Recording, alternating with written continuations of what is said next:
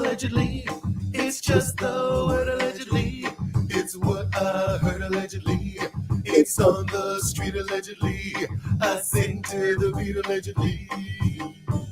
Allegedly, allegedly, it's what I heard allegedly. It's just the word allegedly. Don't blame, don't sue allegedly. It won't help you allegedly. Allegedly. Allegedly. Bitch, one of you was flat. Let me see if I can turn my camera on. Hello. And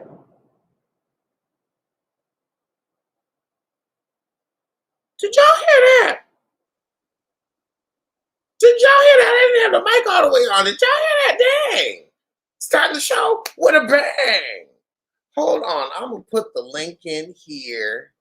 I'm still training myself to look into the camera, into the light. Look into the light, Caroline. There's peace and serenity in the light. But this is a late night Auntie hour, and we're going to talk about some Auntie issues. Some Auntie issues that I'm going through, and some ideas that I have to help myself with my Auntie issues or my Unk issues. I like being in the Auntie phase of my life. I like not being in my 20s anymore, but I'm also noticing a new set of skills and a new set of issues showing up like everybody does constantly with life. And I figured, you know what? Let's talk about it. Let's talk about it together. Let me get this other thing out here. All right. I'm going to cut this camera off. I'm cutting this camera off and this bright ass light off. I'm tired of it. We're going to move the camera and see if we can get that low light boost that these expensive cameras are supposed to have. It's supposed to be able to give you a little low light. I love a little low light. So whoever wants to shimmy on in the room, shimmy on in the room. You don't have to come on camera. You could just give us a vocal. Like Beyonce Knowles gives us a vocal. A vocal. Good morning, Purple Soul.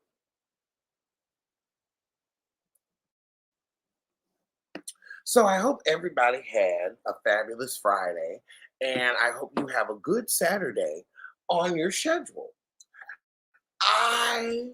Actually, hold on, I need to see when.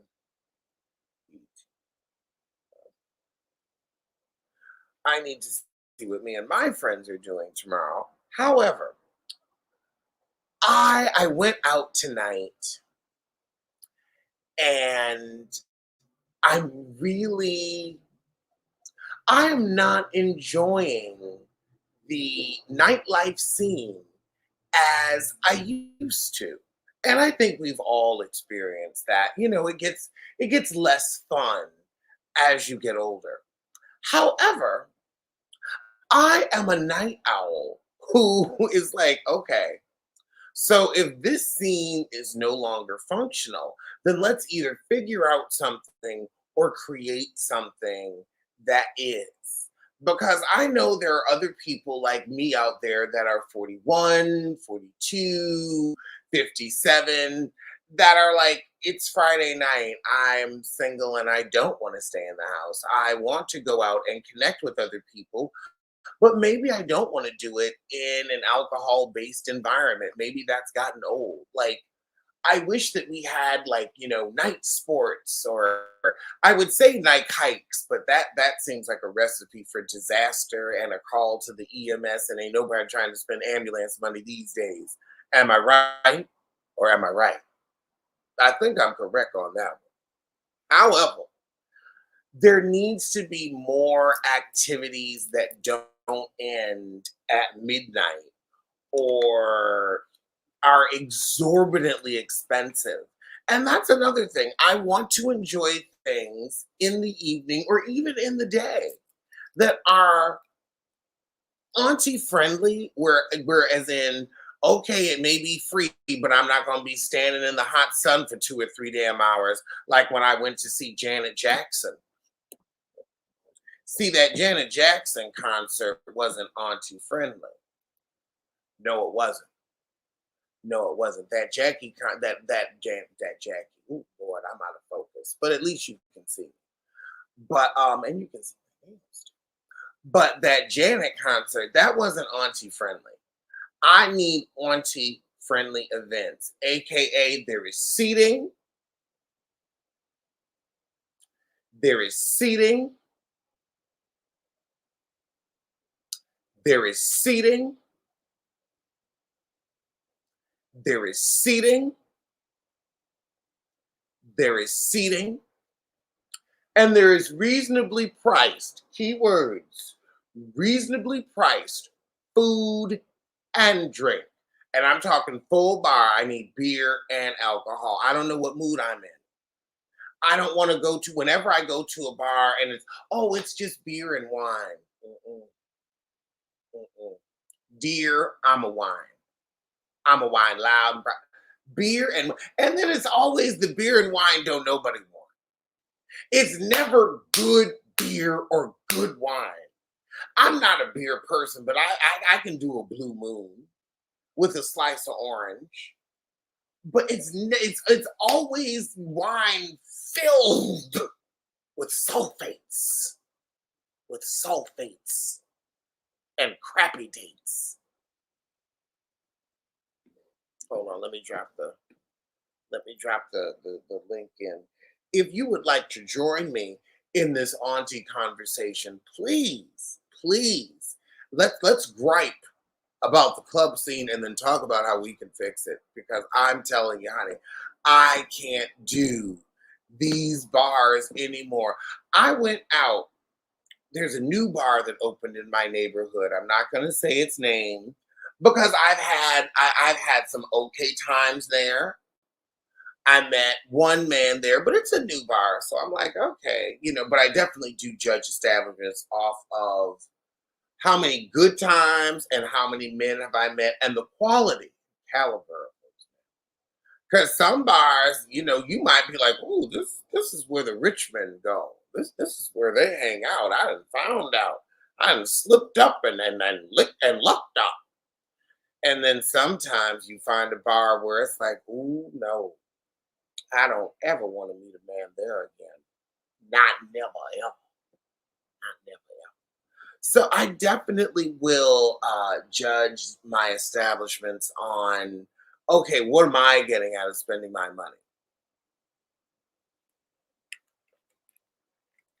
However, the it's so interesting being about to be 42 because it's like, well, I do still like going out. Like I still want, you know what it is? I still want something to do. I want something to dress up for. I want something to diet for. I want something to look forward to during the week. But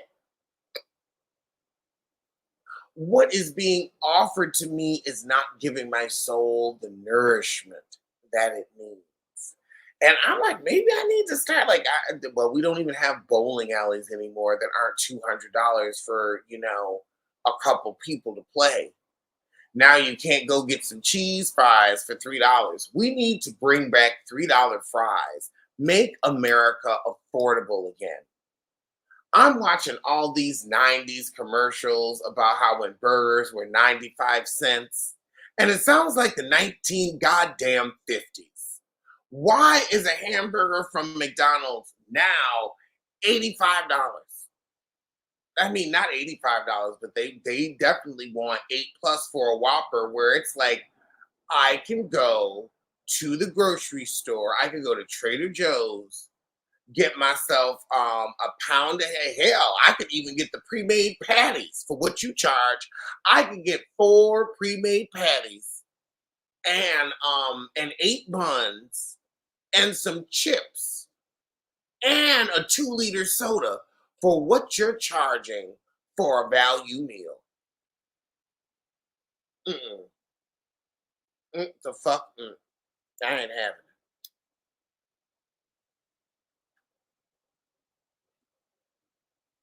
I am not having it in any shape, form, or fashion. That's why I'm not preheating, but I'm already taking my hamburger patty out the fridge. I was having my little drink at the bar, and I was like, you know what? I could go for a hamburger. But why go pay $15 at Flipper's Burger? Where close that was the closest burger place to where I was. I was like, I'm gonna go home. I'm gonna pull that patty out the fridge. I'm gonna get online and we're gonna talk about it. We're gonna talk.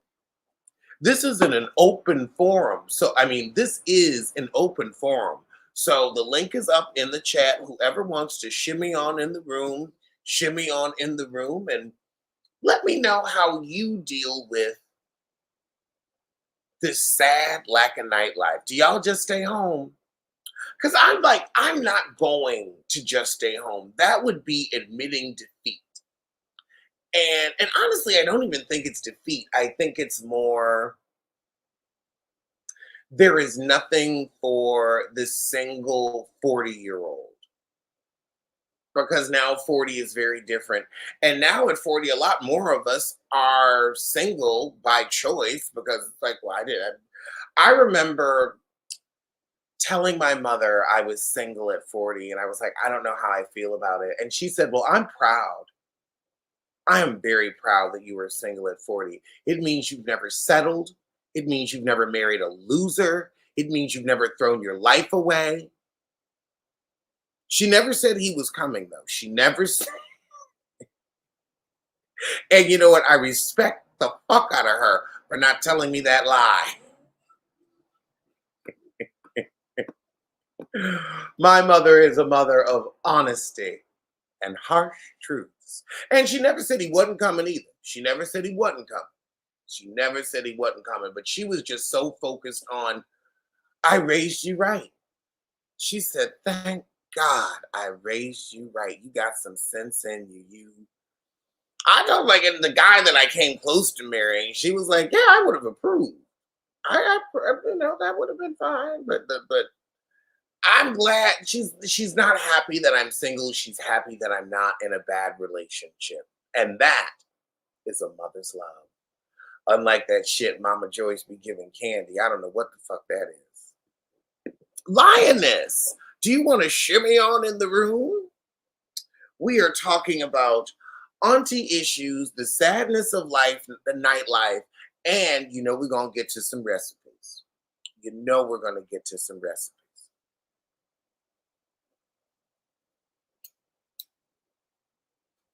But who wants to shimmy on in? I'm like, you know what? I want to start doing more late night conversations. Although may have to time this better because I guess it's like 5 a.m. on the East Coast.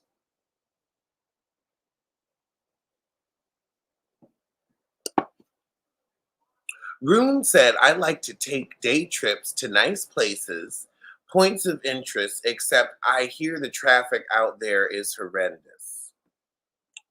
Oh no, a lioness. I meant shimmy on in the room is in click the StreamYard link and chat with us.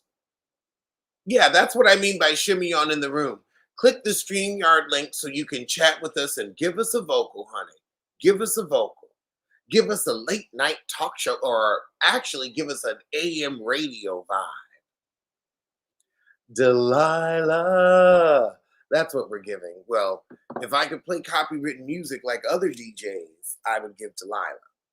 But sadly, we're not there yet. In personal news, Tuesday, I went to the studio. Oh, good. We got Adrian joining us. Hey, can you Hello, hear me? hello, hello. How are you? I'm good. What you doing, baby? It's early. What? It's early. It's like 5:40 in New York. What you doing up? I live in California. That's right, baby. What is it? 2 something out there? It's 2 something, and I didn't wake up until like I did my videos. made dinner. My friend came over. We had dinner and played Nintendo for a bit. I took a nap. Um, he did something with my camera that I needed him to do. And then I woke up and it was 11:14. And I was like, okay, I'm going to go out.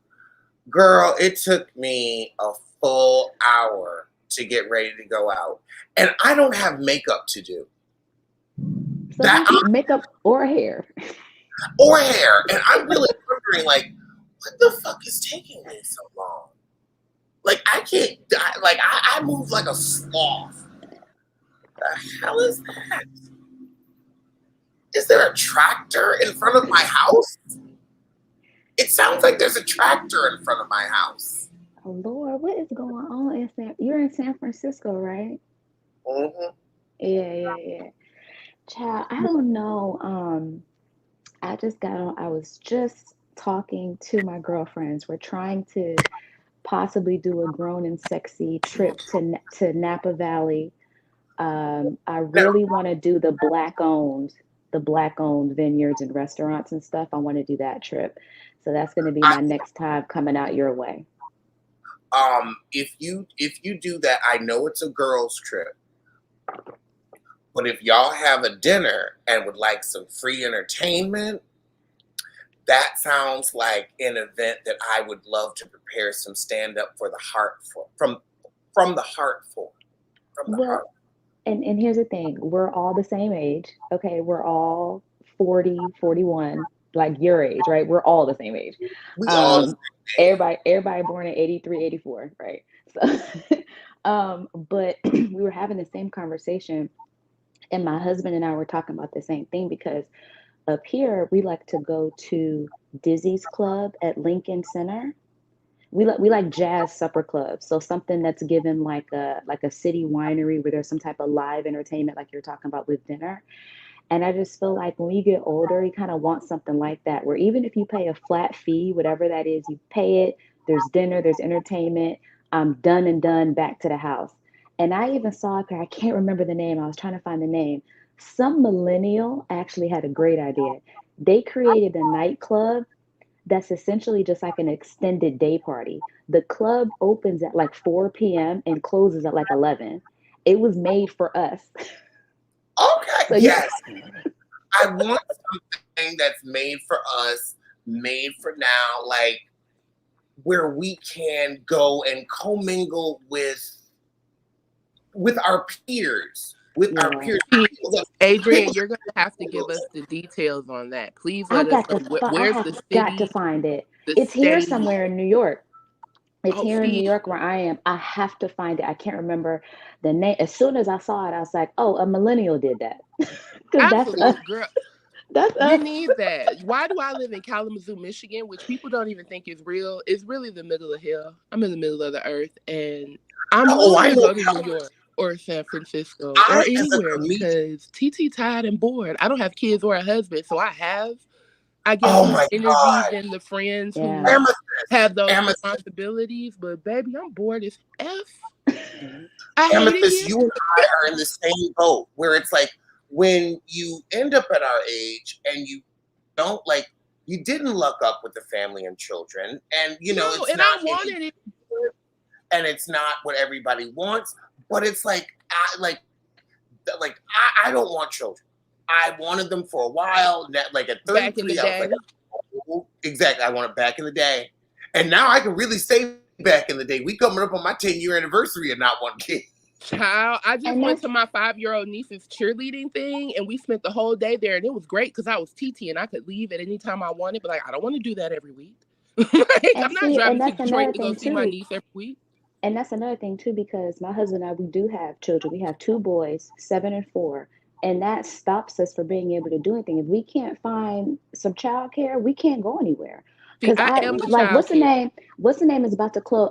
Candy's Broadway show, The Wiz. The Wiz closes tomorrow. I haven't seen it yet. Because every time we try to go get tickets, because we're at that age of life where like half of our friends are like us, their parents, and the other half are still single. They don't want to be bothered with our kids. They want to be out in the streets themselves.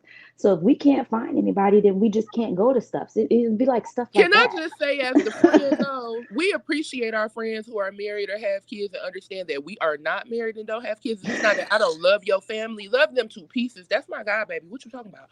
Right. We'll bust up a grape for their ass. No problem. But, like, also don't bring them to the dinners. Like, don't bring them to the No. reunions. Girl, Don't bring you them to hit the the nail. weddings. I love them to pieces. Don't get me wrong. Listen, TT gonna stop at the Five Below and get gifts, Listen, puzzles, all type of entertainment. But I don't all want of to play with that, them but right don't now. bring them. Like, put the skills on to play with your baby. Don't bring Love them to exactly. death, though. Love them. Okay. Unless your kids are precocious and like escargot and caviar and all the fancy stuff that you know I'm gonna eat. Right. Okay. Ain't no chicken nuggets not- or macaroni I'm on not the gonna plate. say, I love and respect your kids, but I'm not gonna make a plate of nuggets for them.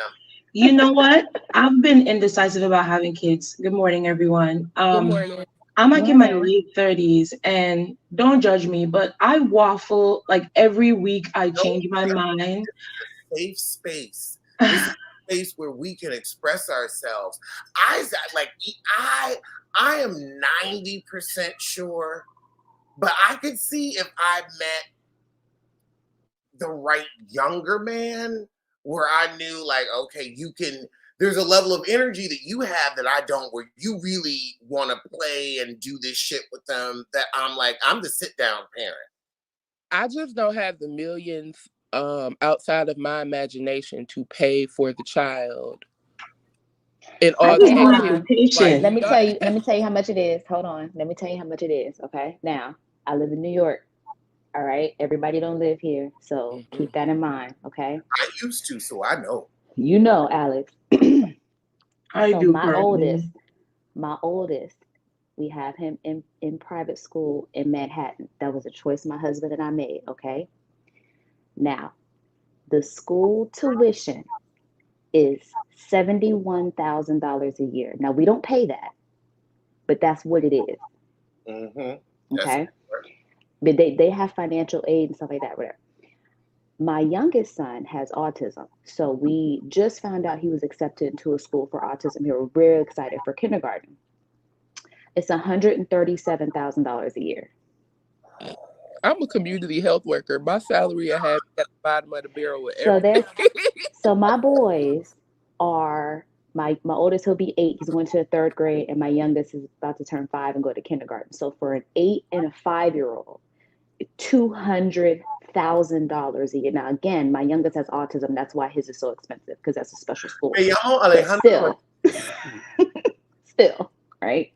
But we don't pay that because they have financial aid. But that's what the sticker price is. You're so in Mexico City.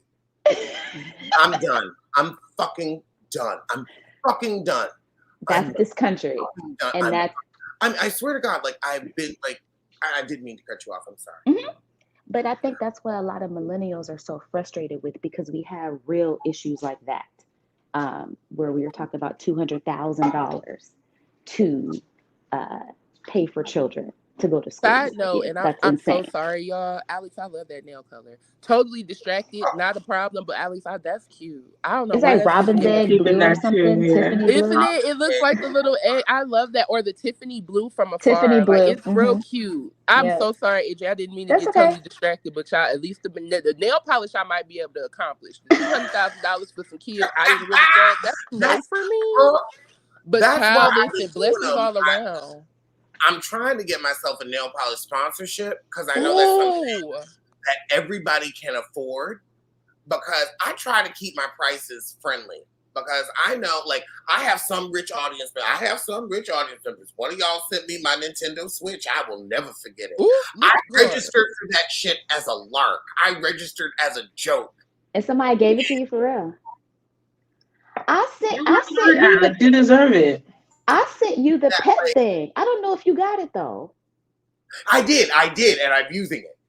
Okay, I sent you all my love and adoration, because that's all I can afford. I remember, but love and adoration is what I got for you. I got a bunch of them, so I'm going through them for the pet food. Okay, I'm about to say I got you something for the little Bronx. You baby. Sure did. You sure? I have it all. Did you not get your thank you note? I don't know because I just sent it through the registry on You Amazon. should have gotten a thank you note from me. Let me go through the list again. Okay.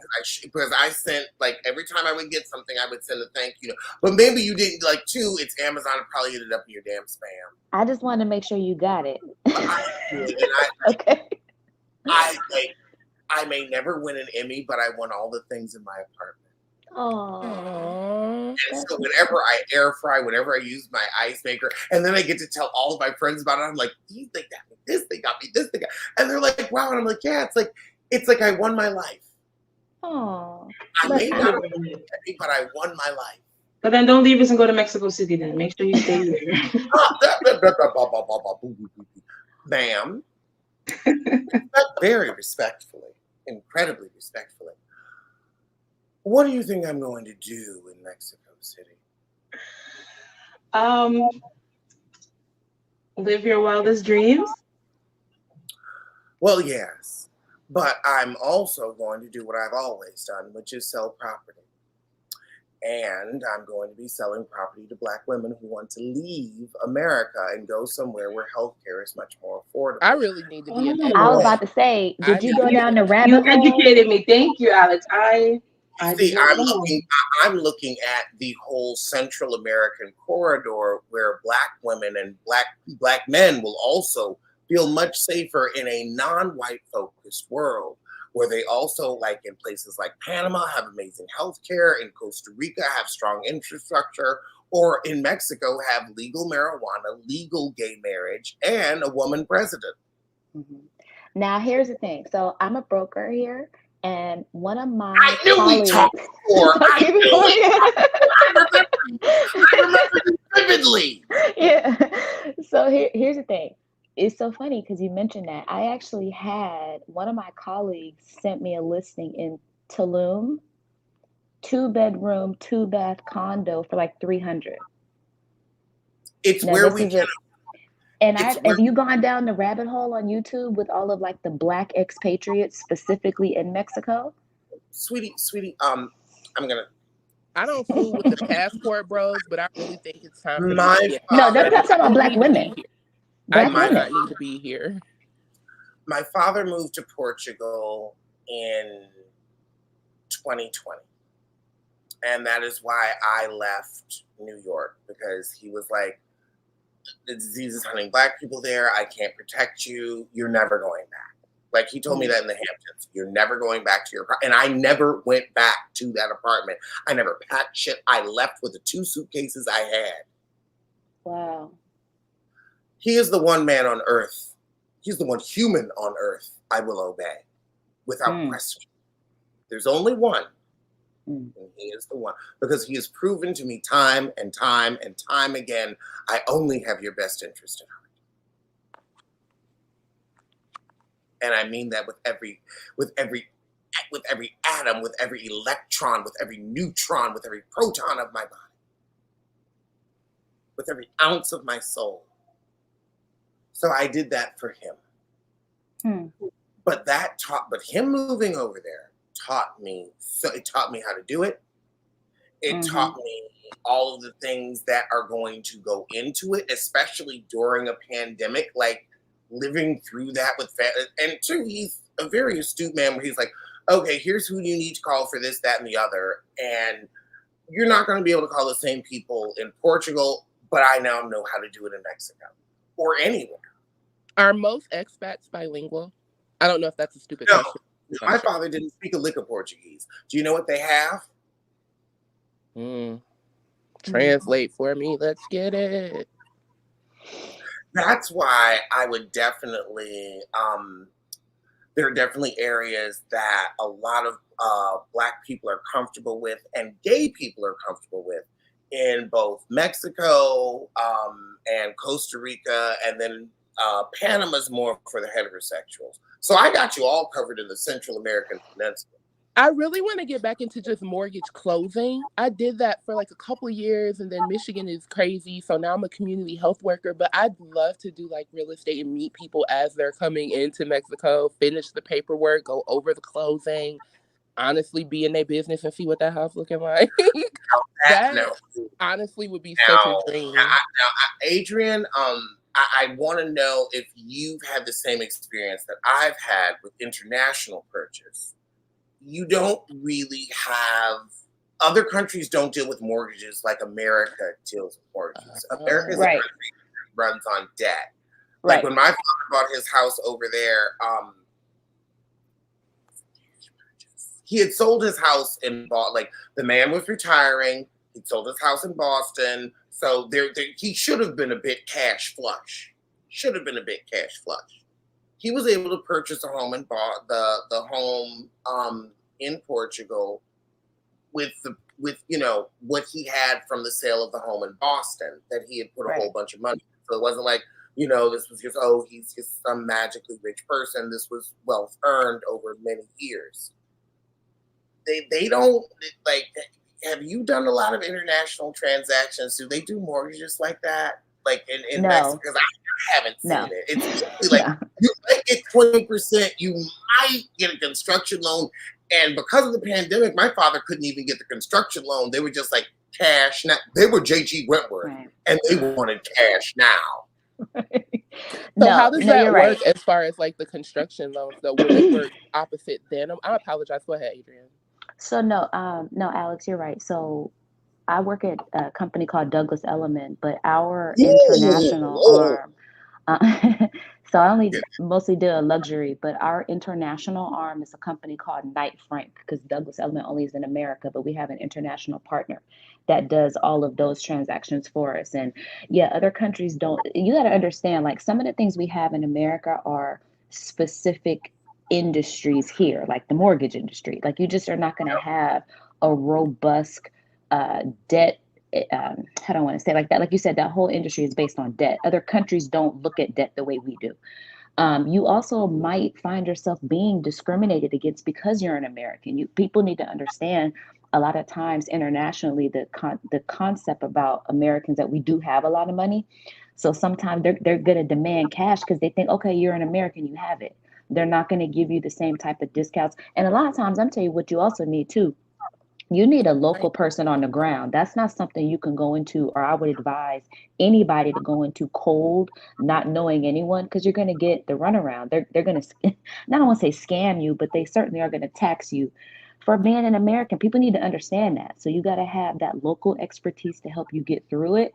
Also, I agree with what you say. Your father, his experience was selling a property here and then using those proceeds. You're not going to get the 20% down. Sometimes you may even have to put 50% down. Like, they're not, like, I know a few people that have gone to, and I can't speak a lot for like a lot of the Caribbean. I know just a couple of cases. I know people have gone to Mexico, but I know a few people that have gone to Africa. And you go to Ghana and stuff, they'll let you buy over there, but they're not, they know, yeah, you got to break them off. You can do it, but you have to break them off. Cash. Cash is motherfucking thing. But it's like walking into Macy's, where if you purchase a sweater, you, like, ain't no layaway. Ain't no layaway. You buy that motherfucking sweater cash. And you also need to make sure, and make sure you have a local attorney to explain the laws for you, because different countries have different laws about foreigners owning things. Because I know, like, in Ghana, you can't own it outright. It's like a 99-year lease. So you might think you own it, but you actually don't legally own it. It's the same thing in Mexico until you get your citizenship. Now, because Mexico wants retirees, they want citizenship, it would be possible rather for you to get your citizenship and then pass things on. Now, weren't there a couple of countries who were offering to have people come to their, I know there was something like Italy or Greece, or there were like really small towns. No. As a black woman, I'm going to stop you right the fuck there. I'm saying this out of love, respect, sisterhood, and biffness. I will never allow a black woman to go to Greece or Italy on my watch without knowing how disgustingly racist and how horribly you will be treated there. Now, if you Well, have a those are good just examples, but are there God, other communities that are attempting to like just kind of bring That it was was just something Italy. I'd heard in passing. I That think it had was been sort of a popular news or trending issue where there were communities trying to get Americans or people sort of in the millennial age who are growing families and can contribute to the income, like to come out there. Are there areas that maybe, even if it's not Greece, I obviously, was or Italy or anything like I that, will that we say should be looking for? now if we're talking about Europe, my dad is white. Let's take My the same concept and apply it to areas with people of color. So let's stick with the Mexico or the island Caribbean areas with the same concept. Are there areas that we maybe should be looking for where it's like, no, this is a good idea to expat to this area and to Panama, Costa Rica, Mexico. Those are the areas that I've seen in my research that have been the most Black friendly. If you want to do Europe, I would say Portugal on that western coast. They're Black friendly ish in Portugal. I'm My not pinto father's white, friendly, so but his I hope everyone husband, else is taking but my that. father's husband is Black. He's a little ambiguous Black, but he's still Black, and most people can tell he's Black. He hasn't had any issues there. So I'll also put that out there if anybody wanted to look for Europe. But I would say for us, the Central American corridor, I'm not going to go all the way down to South America. Not going to go all the way there. Not saying you shouldn't. But from my research, especially because I'm looking for more gay-friendly places, but the burgeoning, I would call it the burgeoning third world, what's becoming the quote-unquote second world. Once you get down there, you realize America is the third world with a Gucci belt on. That's where I would suggest you go. Panama, Costa Rica, or Mexico, or Guatemala too. Well, Okay, that was my second question. How about Guatemala? Yeah. These are places that are growing, and we have to ask ourselves, where do we want to be when we're 60? Because we're going to be priced out of America by the time we're 60. All of us. In the heat, But I but would definitely always not in say, Florida. but I would always say also add to that, be careful about political unrest because you don't want to go somewhere like Colombia or Venezuela or Ecuador, like people running out of them. And you talk about inflation. Like I think a loaf of bread costs like $15 in Venezuela. It's something crazy. Like you gotta like when you talk about doing your research, you have to understand what's going on politically in that country because you don't want to end up somewhere where you're in the middle of a mess. Like it's already a mess over here. You don't need to be a mess in a foreign country. Right. So just be careful of that. Some of that you'll see more in like the like South American, and even like in Central America. The Central American corridor, but don't you go too far. Don't go further south of Mexico City. Don't go further, like in Las Vegas, I would go west of the 15. In Mexico, I'll go further south of Mexico City. And I'll go from Vallarta, which is like the gay vacation capital, to Mexico City. And here's the thing, I have learned to stay in a bubble. And that is the same bubble I will keep Black women in, where I'm like, no, baby, you may think you have a bigger bubble. I'm going to keep you in my bubble where I know you're as safe as I can offer. Yeah. Like, I can't tell you, you won't meet a murderer. I don't have those kind of powers, nor can I get rid of all the Are we murderers. putting together our checklist of plans and research to actually get out of here? I feel like I'm really getting my notes together because I'm 7 in February and by 40 I can be gone. On y'all. Well, actually, I was going to say, and with this, you were talking about possibly doing something with broker. There's a business for you, Alex, is to create a checklist or some type of informational for people trying to do this. How do you formally do people, every there time, really like I said, are steps to consider, yeah, especially when you consider your absolutely. demographic, because whether you're gay or a 100%. Black woman or How anything, about this? we want to build community when we get there too. So that actually really is important to be in an area to build your community. And not only that, but we got to remember you're an American. So what happened? What are the implications of that here? Do you have to give up your citizenship outright? I don't know. That might depend on what country you're talking about immigrating to. Yeah, because you're the immigrant. Tell you about giving up your citizenship. because my father had gone through that. I feel like but there you are understand that dual might options, depend right? on but that might There, depend there on are what dual country. options. It depends on how much money you have. That's That too. really what it depends on. So, But and I honestly, that's something to consider in a real way if we were to research that and compile that list. Simply because just because you're I'm not gonna wealthy be does real, not but mean that you I have can to be shut it stuck in down this for you right country. now. Yeah. If you have over $175,000, it's not worth it to move your money. Like my dad, when he moved over there, he's going to have to pay taxes in 2 countries forever, but it's still cheaper than living in America. It all depends on where you are in your financial planning and what you have invested and what the tax implications are in what you pull it out of. That's what happens when you move to another country. Everybody's going to have different financial requirements where you've got to make so much or have so much in savings to get in.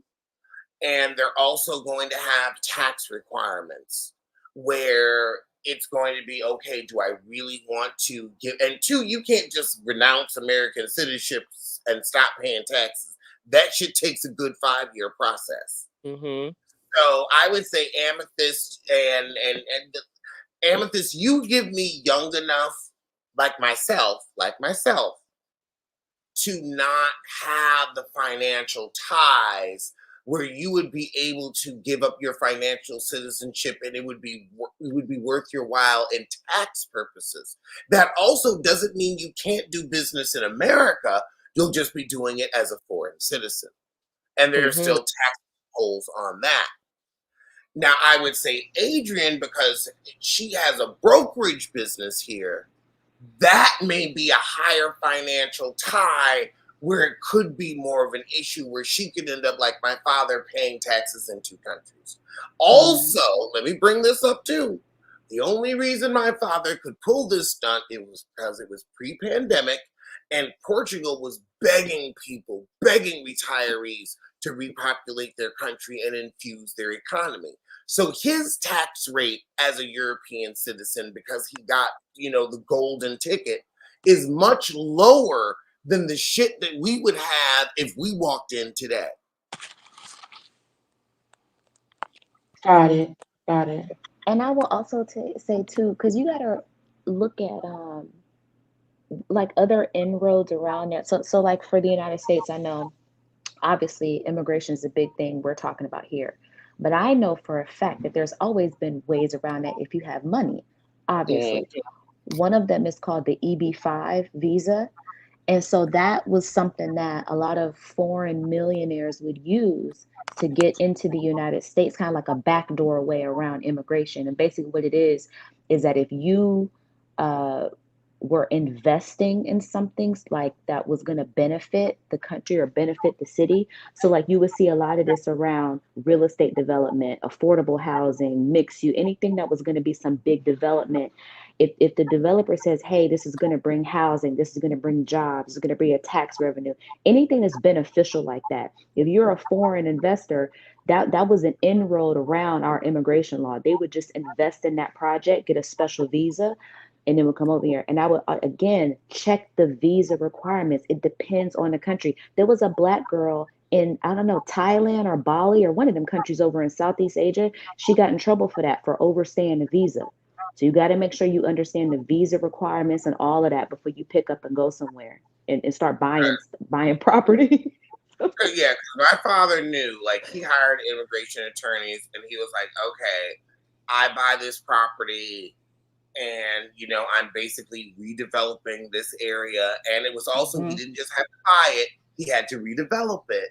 He had to renovate it. He had to, because, like, he thought, I ain't even going to tell you because I don't want to put this like that because I don't want nobody trying to find them because I swear now that is when I would go crazy. And I have I know it's like that in Ghana. One of my sorority sisters, she was married to the minister of tourism's son or something like that, and she was telling us that that's what they were offering, because a lot of black, remember when they were doing the year of return for black people to go back to Africa, go back to Ghana and Oh stuff. yeah, They yeah, that That's wanted was to, a what I whole was program. hoping about. there was a lot of I there almost was a said lot that. of red tape with that. They didn't There was a invite lot one. of red tape. But Amethyst, here's what you could do. Since you are in, like, mortgages is basically financial planning. You already Banking, have anything from a teller to a mortgage over the last 10 years, they there could really. so what you're going to do, you're not going to sell mortgages. You're going to sell something much more valuable. And I hope this piece of advice can serve your life well, because both of my parents have them. Annuities. Yep.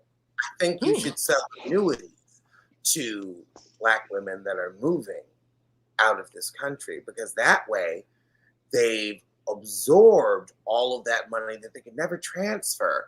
And now it's just a delightful monthly payment, a large monthly payment that will allow them wherever, however, and whenever they want.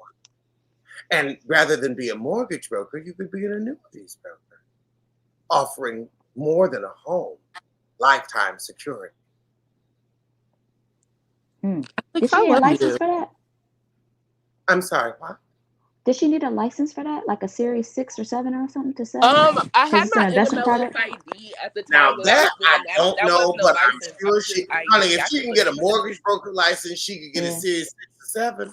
Yeah, I Yeah. can research that. I think at the Yeah. time I was doing mortgage banking, the bank sponsored me getting the NMLS ID, but there was no like certification process like that. I honestly, And that's another thing. There's a lot of times it's good for stuff like that. It's usually a class and knowing somebody. I'm the certification queen. How did I become a community health worker? When banking wasn't working, they said, "Oh, you get a certificate, you can serve the community." That's what I do. Hold on. My husband. I'm a work. That's what I'm going to do. My husband has like 4 of them. Let me go ask him. See? Hey. Not God giving me a career change. The Black Women's Network. If we don't know, we're going to ask somebody, we're going to figure it out. But I would say, like, that would be. Oh, I have the time to take the course certification. I don't have kids or a man. So let's get me. Listen, let's elevate. Girl, she said, I ain't got kids. It's Friday night. It's 95 degrees. We don't even have to finish that. And he ain't. Okay, listen. Not me. Michigan, am I getting out of Middle Earth, you guys? Are you saving me? Are you uprooting my life? This one has me. I will do anything for him. Oh, Mowgli's also part of why I'm looking into Mexico City specifically. Mexico specifically is because I can bring him. And he's a You're muted, Adrian. Oh no, she's talking to her husband. Oh, okay. She put herself on me. She wouldn't ask him a real question. So I asked my husband, he said, so Amethyst, for your situation, since you don't have any of the securities licenses, annuities would fall under life insurance, life and health. So you would need to get life and health insurance license or whatever state you're in Michigan. So you need to get that for Michigan, and annuities fall under that.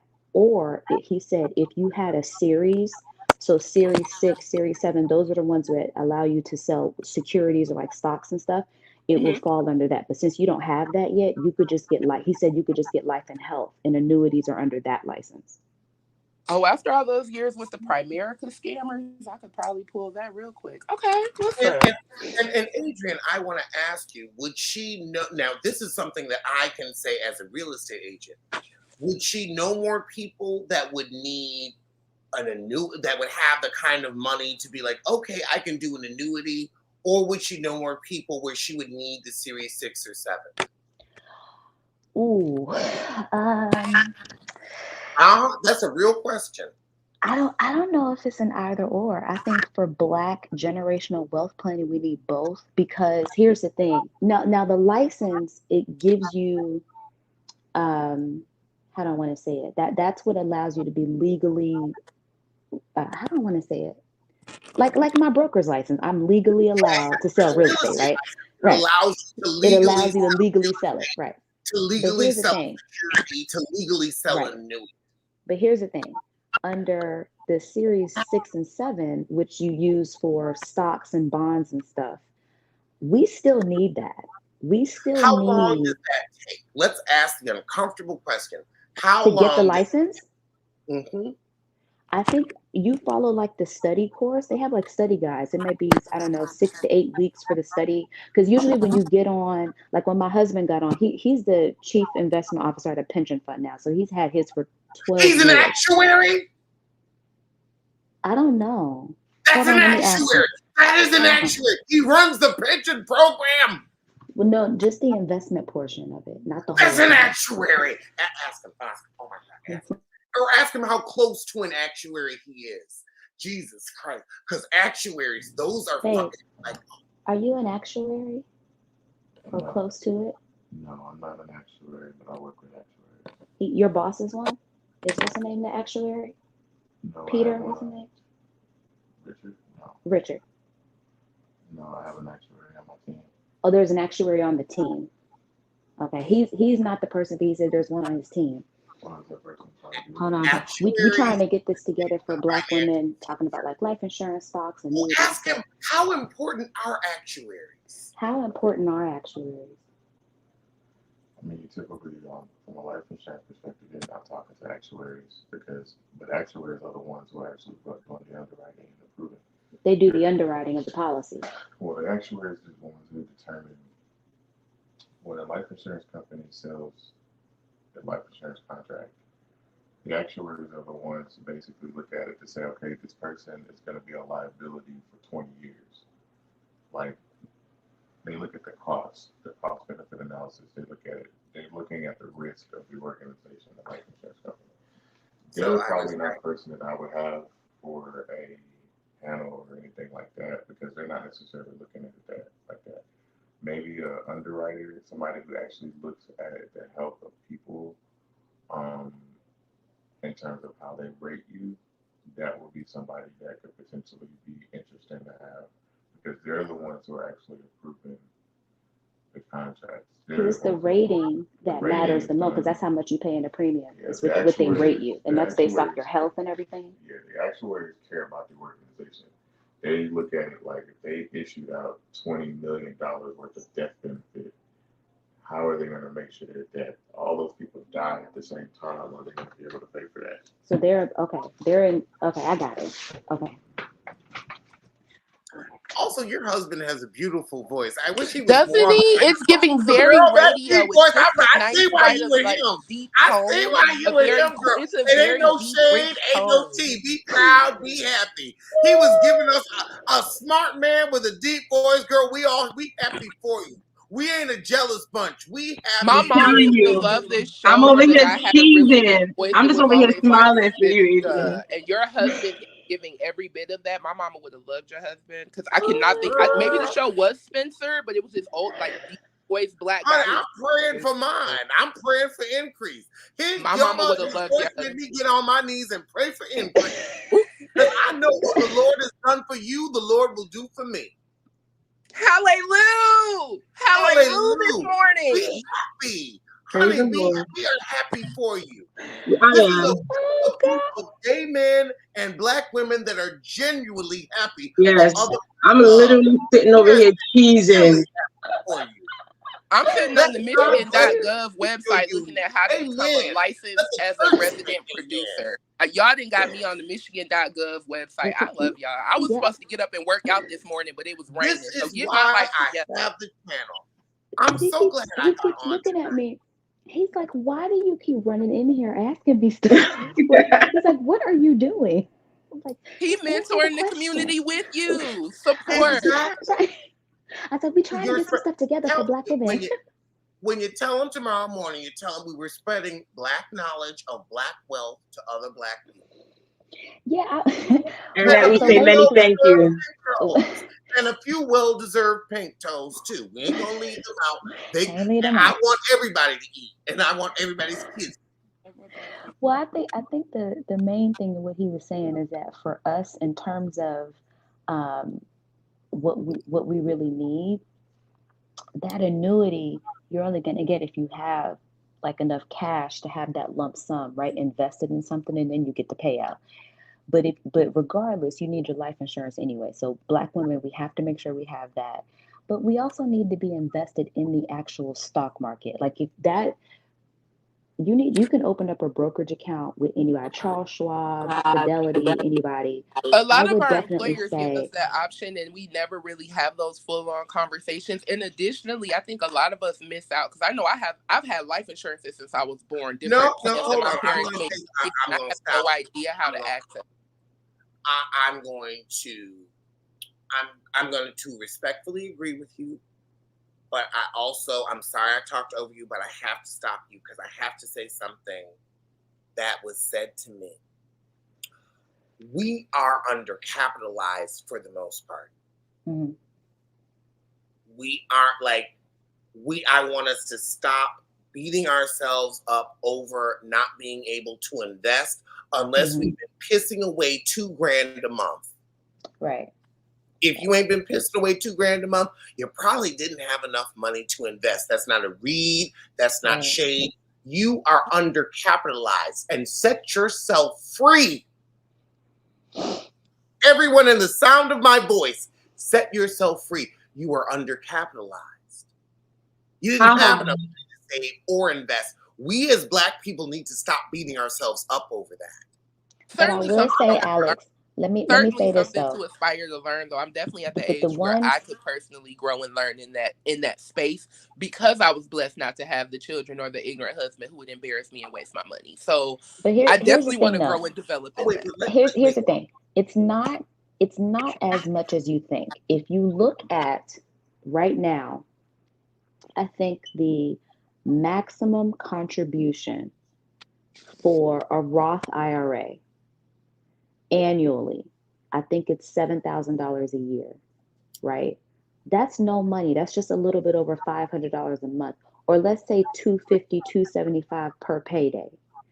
So when you actually break it down, now this, Alex, you may not understand because you don't have the maintenance that we have. As a man, you don't have it, right? Alex, I can spend more than that in a Sephora run. I spent more than that on my braids. So when you look at how, now here's the thing. If a young woman starts investing early, just $200 a pay, put it in an index. A lot of people get so confused about investing. Just put it in an index. The S&P 500, you can use a ETF, any of these things. You don't have to be on there and be a day trader. Nobody's expecting you to do that. But you invest in one of those, the annual average percent that the market returns is about 11 to 12% a year. If you do that every payday, by the time you retire at 60, you will be sitting on about $2-3 million. You will, but doing nothing more than just doing that. Excuse me, Miss Adrian, I'm actually taking notes with a pen and paper. So I work in healthcare, and the only investing I do is through my 401k. And so putting the 200 per paycheck in an S&P, what was the name of the account you said? So if you look up SPY mm-hmm. or VOO, those are some like S&P 500. So the S&P 500, those are the 500 largest companies in the country, and then the Dow is the largest 30. But if you look at something following the S&P 500, go on Charles Schwab or Fidelity and type in SPY, VOO, or if you look in something that follows the NASDAQ, QQQ, any of these funds, these are called exchange traded funds, ETFs. You don't have to worry about buying. You don't have to worry about buying the stocks. What I'm doing with them. Say it again. I have these apps that I actually put like $200 or $300 in when I first got them, maybe through work, and I don't know what I'm doing with any of those accounts. Like I have the Fidelity and something else, and I just didn't really know how to navigate them, so I made sure to put some money in them so that I could invest, and then never figured out what to do or how to move the money around. So it changes. So what type of account do you have? I don't even know. So it depends. So did you open up a regular brokerage account or did you open up a retirement account? Because the retirement account is what's going to give you the tax differences, like whether you're pre-tax, post-tax, when you can take it out. Like that's literally for that's not something you want to use as like your everyday savings account. That is literally for when you get older, you're done working, your retirement, that's that money. If you just want like some brokerage money, you just want to jump in the market for the first time, you could easily open a brokerage account at Fidelity or Schwab and again invest in any of these ETFs, exchange traded funds that follow the S&P 500 and just start putting in that.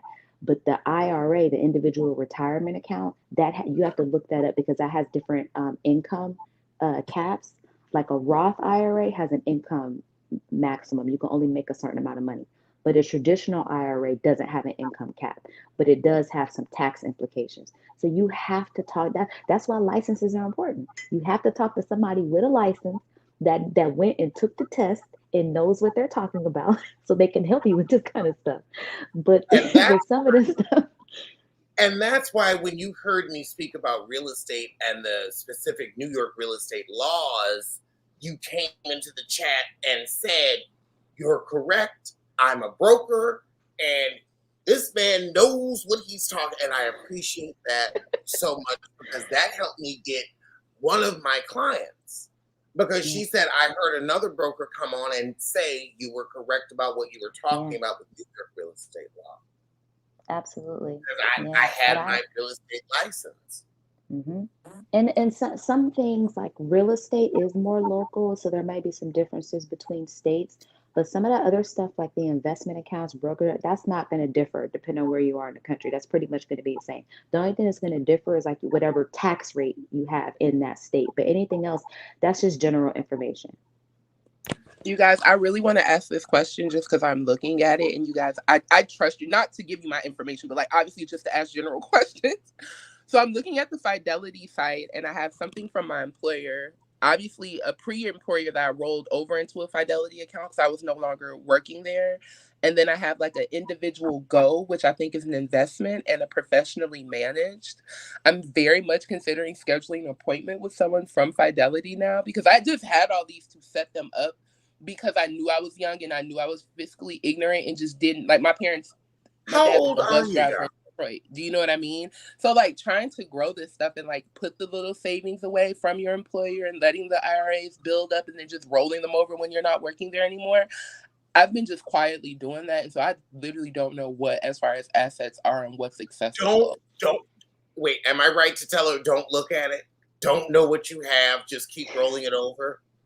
I would absolutely schedule the appointment. You need to schedule the appointment to have a professional sit down and look at it with you so they can tell you what to do. Bare minimum, what your options are. Fidelity Go account lets me invest, I believe. So I just think it would be good to like learn and develop that. I wouldn't want to move anything. Obviously, I'm comfortable with like, oh, I don't know anything about that. I'm completely fine being ignorant and learning, but I'm really like y'all are really inspiring me to take a little bit more control. Good. No, and what I really wanted to ask Adrian was when I have a financial meeting, I don't like them to tell me how much I have because then I want to spend it. Is there a way to have a meeting where they can't tell? Like, I'm like, look, don't tell, just tell me to keep going. I don't want to know because if I know, I'm going to want to take some out. Because I'm going to think, oh, there's a coat I've been looking. Are you sure? Here's the thing. I'm going to tell you what you do. You absolutely need to know what you have. Because the thing about it is you have to, because Alec, you have to formulate a plan. What do you want to do with it? Do you want to have it for your retirement? Like if I have to, I act like a shithead. And you know that, and I love how you laugh when you know those people. You know those ones that walk in the bank. Oh, you ain't going to tell me shit. I don't want to get like that. So I don't need to know how much I have. I need to know I got to, all I need is the thing. Well, you got 4 cents. You want to get 6? Shut up. Well, okay. Well, I'll tell you, here's some advice. Jay-Z said, if you can't buy it twice, you can't afford it. Damn. Wow. Does that conclude rent? I think that's that coat you was talking about. I think that's that mink you was eyeing. Whatever it is you're looking at. He said, if you can't buy it twice, then you can't afford it. But I think you have to know what you have, because you have to formulate it. What do you want to do with it? Like, you have to figure out, again, Alex, we're 40 plus now. So retirement is what? That could easily be 15, 20 years from us. I do not want to be like our parents. I don't want to be working past 50. I mean, past 60. I would actually like to retire somewhere between 55 and 60. So for us, I what does haven't that worked really look that like? in years. Well, you your I don't. situation's a little different. I will now. I don't mean this to sound disrespectful, but I will say, and I like really, this is a moment of gratitude. I talked to my mom about this and my dad about this, where they're like, when are you going to retire? And I'm like, I will never stop doing this. Right. Now the question is, can I continue to do it successfully? Now that I can debate you on, but I've watched a couple of generations of my family retire. Retirement ain't for me. I need something to do. I need something to do in the morning. I need a reason to get up. I need a reason. I need a purpose. But Alex, I want to live. I would say my goal, and this is something good that I can talk about. There are some people that will never. There are a lot of artists that will never retire. There are a lot of people that never want to retire. Right. I honestly feel like my grandparents would have lived longer if they hadn't retired. Now my mother is retired thoroughly. And I love, wait, hold on, I gotta flip my hamburger. But that's the auntie discussion that Alex even started, is that like we have that additional time, space, and energy. We weren't pulled in so many different directions because we didn't have the family. So when we think about the idea of retirement, it's like, from what? My life is what it is. Like do you know like, what my grandparents did during their retirement? Yeah. Me. Right, and we don't have that. Our life, this is our auntie conversation. Like, what do we? Because we don't have to traditionally retire in the way that a full family I will who never had a career and kids. Our I'm retirement gay. doesn't look the same. I'm probably never going to have kids, and I'm probably never going to retire. So the idea of retirement looks totally different for us. Like, where do we even? We're just like, living lives and going in different phases. What would my life be like if I was a YouTuber? First, I'm not a YouTuber. I'm a star. I'm a comedian. I'm an actor. I have been trained in that long before YouTube was a thing. I am a star. Always have been.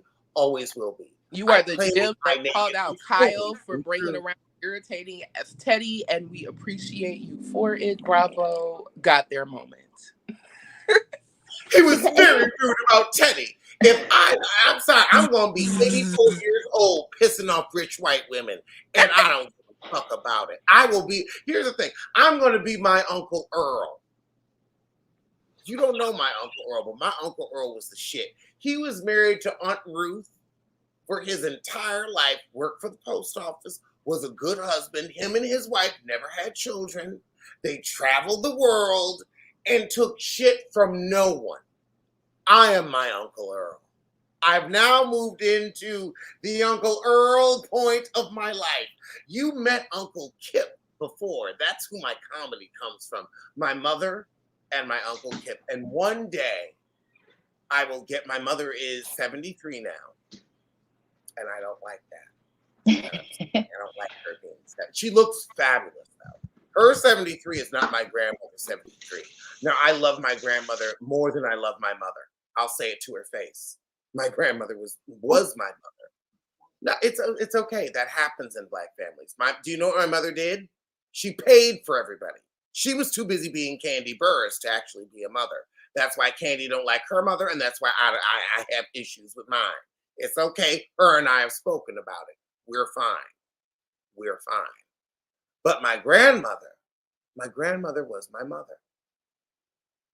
No, I mean, I agree. I feel like retirement will look different from us. I think what I'm saying is that you just have to really figure out, what do you want that to look like, and what do you want your money to do? So you might not be fully retired in the mindset of, okay, I'm just going to sit back and kick up my feet and sew all day like grandma did, but just not needing to get up and have an earned income where you have enough assets Right.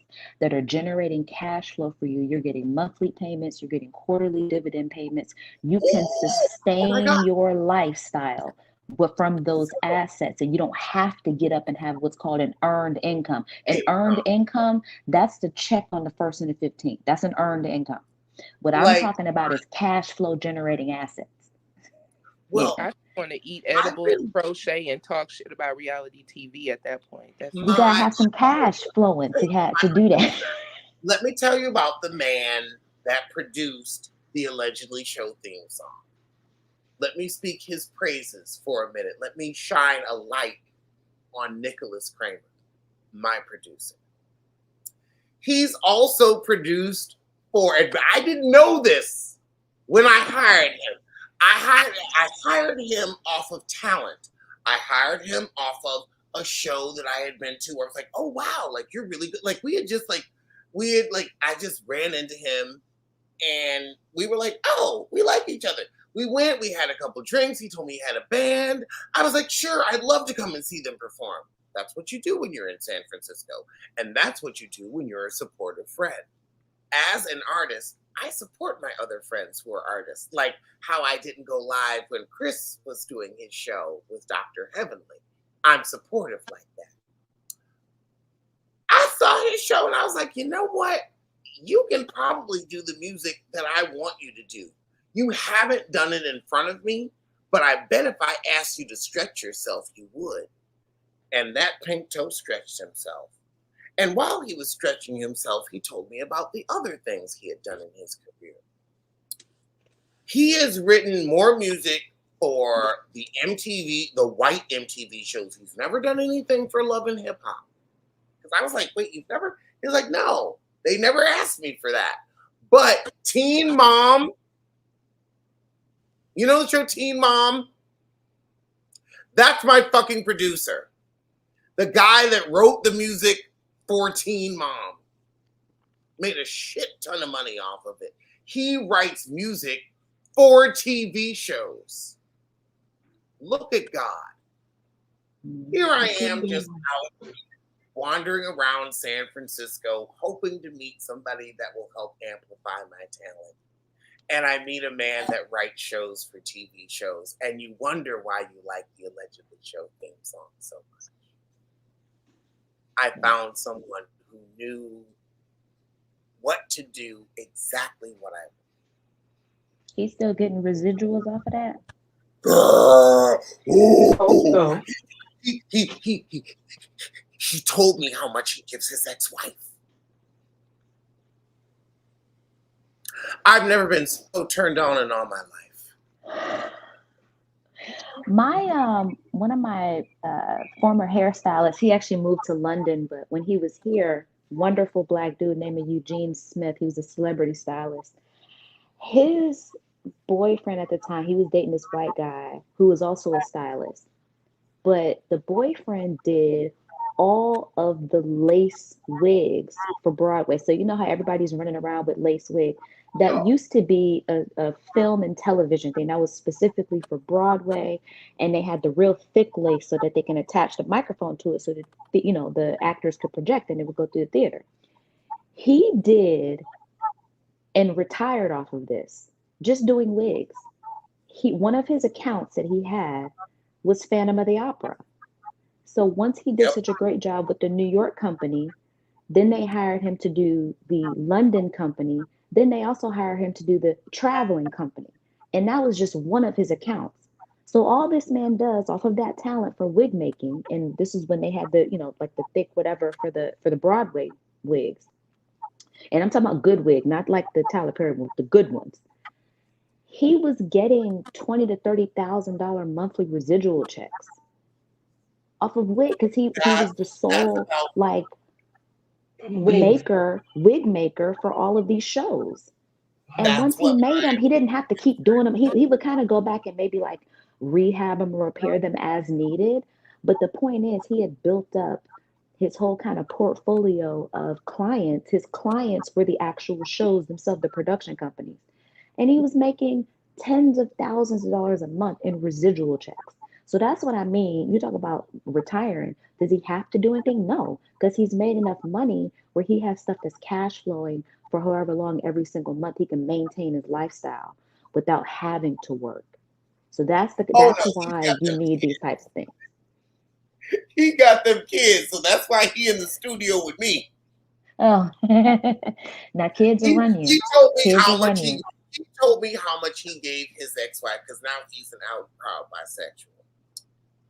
But he told me how much he gave his wife outside, like gave outside of settlement, just gave, because that's the kind of man he is. Therefore, that's the kind of man I want to work with. Because baby, I'll tell you this. When he told me that, and I was like, wait, that's outside of your pay. Never fell in love deeper. I was like, oh my! I said, Dad, how did you get here? I didn't know they had made another one of you. I thought they broke the mold. Okay. You don't have to tell me exactly, but is it $500,000 more or less? About a quarter. On top of the alimony and whatever else. Mm-hmm. Mm-hmm. That's a good man, Savannah. That's a good man, Savannah. No, not even Savannah. No, we ain't gonna put Savannah on that because ain't nobody cheat. My bad. That's Here's the thing. That is cheating money. That is, you can cheat in peace money. That is, I will shut my monkey ass up. I will shut all of the fucks up. I will find new ups to shut. I got a quarter in this economy. And again, this is in addition to what was already stipulated by a court of law, and you didn't fight the bitch. You didn't fight the bitch. He has any brothers? He makes musical residual money, which makes actor residual money look like a white penis compared to a black one. I said it out loud, now repeat it. He makes residual money, musical residual money. Now, music, child, they have a strong ball hold on the entertainment industry. That's why we don't have Daria. Anything with music, that's why I also licensed him and was like, everything is mine. So that way, bitch, you use it, I take everything. 100% of residuals. Well, you know, the writers and producers always made more than the performers anyway. That was always a much bigger check. But then again, it is lyrics by Alexander Diane Rogers. Then so you're the writer. So you're the writer. Yeah. But I purchased the music from him. Now, he, as a musical professional, knows exactly what I'm doing. And is perfectly fine with it. He's like, look, I made my money. And I told him, like, if anything hits over $1 million in sales, I will cut you in. That's just who I am. And I wouldn't want to be anybody else. So I don't want to take advantage of people. And he sold me these songs and the musical intellectual property at a very low rate. It's high for me, but it's a very low rate as industry standard goes. Like Adrian, out here, when you sell a property, guess how much you get? Guess how much you what? Guess how much you get for selling your property here. Guess how much the percentage is? 5. How much is it in New York? 6. What? Yeah. New York is 6. Yeah. In Manhattan? New York has always been 6. And I thought California and Florida were 5 and New York was 6. Right? I thought we could go higher. I thought it was no. I was mostly doing rentals because rentals will go up to 18%. 15. Before the new if law. You're lucky. No, even still. So that was a Tamika Baez. I will send you west of Broadway. Tamika Baez got 16 to 18%. We got Baby, 15. Tamika Baez is closer you might want to hire. You know who that came from? Tamika, I speak her so it name depends. out loud. What? So Caleb, turn that down. Mommy's on the phone. So it just depends. Like, so if it's okay. You know who that came from? That whole concept the industry standard was started by Barbara Corcoran. The Yep. whole that's who started that 15% of the annual thing, and people would be complaining about that then. What I would do, it would depend on how much the rent was. Like if I had somebody that was 2,000, 2,500 and under, then yeah, I'm gonna have to charge you that because I'm not gonna make any money by the time I split it in house. But if your rent was like 5, 6, 7,000, then I might only charge you 1 month or maybe 12%. I wouldn't like 15% annual. That would be like $8,000, $9,000. That's a lot. So it Bam, just bam, depends. bam. Have I ever gotten on camera and lied? No, I believe you. That's a So lot. That's a lot. let me tell you about Tamika Baez. I'm Because gonna you go look may, this name up. you're- Who is she y'all are in with? business. I will give you, no, hold on. I will give you, message me on Instagram. I will give you her personal contact information. You know what But let firm me she's tell you with? about her. I told her about OSHA, the Columbia Housing Real Estate website. Remember, like, I don't know if you know, okay, you know OSHA. I taught her about OSHA, like, because we had started, like, maybe I got my license 6 months before her. So we were doing our first summer of real estate together. She came into my office at Absolute Properties. I don't think it's in existence anymore, but I lived on 141st. It was on 143rd in Amsterdam. I'm giving you all the information. Mm-hmm. So her and I were friends in the office. She's a girl from Harlem, wears a good short bob wig, no nonsense, but the sweetest person you could ever meet. Kind, loving, Harlem. So she's been through some shit. She's seen some shit. So she knows some shit. And I'm like, the Southern girl, like I was very like non-experienced. And she was like, girl, let me teach you. And I was like, oh my God, teach me. And I showed her the OSHA real estate in that office. Girl, she was charging them foreign students from Columbia 18% because she knew they fucking had it. She would charge them 18%. She would charge white people that lived in the city 16.5%. Boom. No negotiation. She wouldn't negotiate with shit. I have never seen anyone so skilled in salesmanship. That woman could sell water to a toilet. Now, I am a comedian. And she would show, when I would have a show, she would always show up. She would always support. She threw me my first surprise birthday party.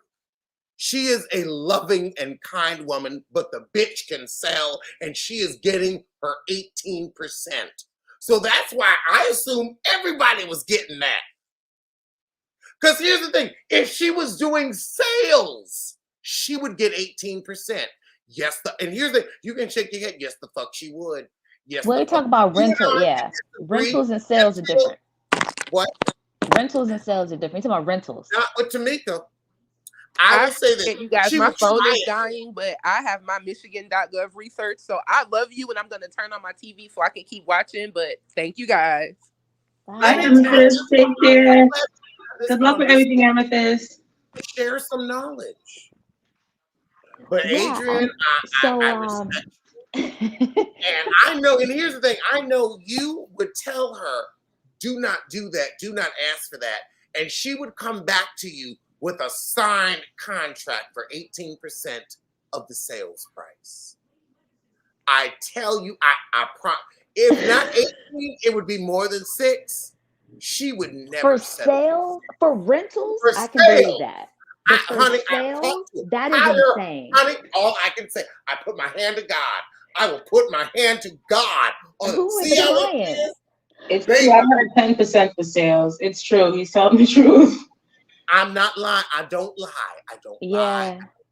Tamika Baez, I would say that she might not be able to get a full 16, but she get close to 10.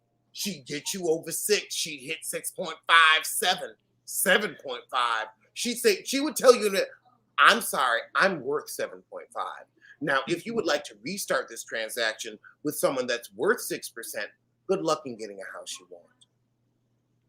Listen, because you know there's a big thing now. Tamika knows how to make white men uncomfortable in front of their eyes. I love it. There's things have changed. The law recently went into effect just yesterday because of that national realtor NAR shit. NAR thing. I've been watching. And I think a lot of people don't realize like that wasn't the big win that people think it really was. I think that's going to make things a lot harder. Because it's gonna really hurt buyers. It really is. I'm sorry. Because now sellers can't offer, hey, I'm willing to pay a couple percent. I'm willing to pay for some renovations. Now it's, you don't know if a seller is a piece of shit or desperate or not. Well, so a part of a part of my license requirement is if I'm representing you, let's say I'm the seller's agent. You have a house, you call me, say, Adrian, go ahead and put this house on the market for me. I look at the comps and say, okay, Alex, we're going to put it on for $500,000. And you forget to disclose to me that there's some major issue, like the foundation or something huge, like that's going to cost the buyer a lot of money. Forget. Right? Forget. Now, when it comes, here's the thing. Now, any buy, like you ain't running out of that fucking house trying to get somebody else to take over your white elephant. Forget. Now, I can't stand forget. Here's how you get out of it. 2 words. As is. If you put that in the description, that is how you wiggle out of that. But if you don't, then you are misrepresenting the property if you do not disclose any major issues with. Now, me as the agent, I can only go by what you tell me. I didn't get an inspection on your property. But that buyer's agent is supposed to tell you will always, before you buy something, get an inspection. Now, when they do that inspection and they uncover, some huge major structural deficiency, now you're going to find yourself in a situation because that buyer could then come back and say, okay, it's going to cost me $25,000 to fix this. I'm taking that off of the asking price. And if you close, if you make it all the way to closing and stuff, they can turn around and sue you. They could sue you for that because that's fraud. For the price of the home. Yeah, because that's fraud. You defrauded them by telling them there was nothing wrong. And you can't. I'm so legally. You see why I use so much legally. Can't do that. You see how I use like words like fraud and disregard. Yeah, fraud. It is. That is 100% fraud. People don't understand how powerful the word fraud. Fraud is saying fraud is basically saying see you next Thursday. Because that means you're intentionally lying. Like the point, fraud is like you're intentionally being deceitful. Let me give you another one. A lie of omission. Girl, we that legalese, baby, that legalese. Let me say something. Of omission. And the court considers a lie of omission as a dirty lie from the pit of hell. And baby, they gonna make you pay. There are many things. But you're not gonna get one over on them. Perjure yourself so that the court can kind of excuse you for being under duress. But a lie of omission, you can't even claim duress. And girl, because that takes too much planning. It takes too much forethought. You have to think about the fact that you're going to lie and misrepresent the situation. Yeah, and it takes too much forethought. You're intentionally being deceitful in order to flip the transaction into your favor so you can get what you want. That's what. Look, I didn't pass nobody's bar exam. I do not have a legal life, but I've been through enough of these to know the court looks at that as like, hey, no. Don't discount your legal knowledge. Now, I also don't have a law degree. Now, I am a trained military paralegal, but I'm a military paralegal, which means I am very familiar with the UCMJ, which is a different code of conduct than which is civilian law. Now, look it up. When a military member commits an offense, they are under UCMJ. They are not under American law. Know that. Know that. That's the court marshaling and stuff. UCMJ. See how thick that motherfucker is. I know all of it, backwards and forwards. Yeah. I can still chapter your ass out. Or give you an R15. I can still look up the elements of a crime. And you Yeah. see, the elements of a crime, that goes from UCMJ to also regular old-fashioned criminal law and even civil. So I'm well versed in all three. Oh yeah. I I've make seen all many kinds of things. crazy stuff. I make Hmm. many things, but unintelligent isn't one of them. Right. Yeah, like I said, I didn't pass the bar, but I've been around a lot of these enough to see, and deal with a lot of attorneys. I've learned some legalese and stuff. I've seen people try to pull all kinds of stuff. And the only thing I say that will get you out of that is if you put them two words, as is.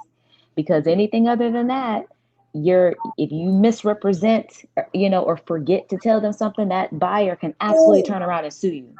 also, now let's talk about funny, like not funny, but interesting sidebar because we're about to get into spooky months. What are the laws in the state of New York regarding deaths on the property or hauntings?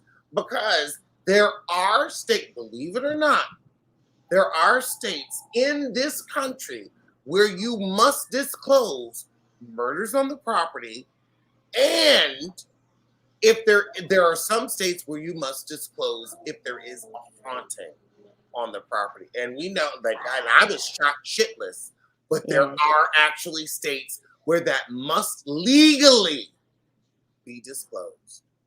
I think I'm only responsible for disclosing what was disclosed to me. And I also have something called errors and omission insurance, E&O insurance, for let's Ooh, say something girl, like that happened. ooh, Yeah. ooh. Now We have to that's pay for something that for that is these specific that is something that situations. people don't know about. What the fuck? Yeah. I never heard about what the fuck is errors and omissions insurance. For this very situation. So let's say again, you hired me to sell the house. What you didn't tell me was that your friend died in the house of a drug overdose, right?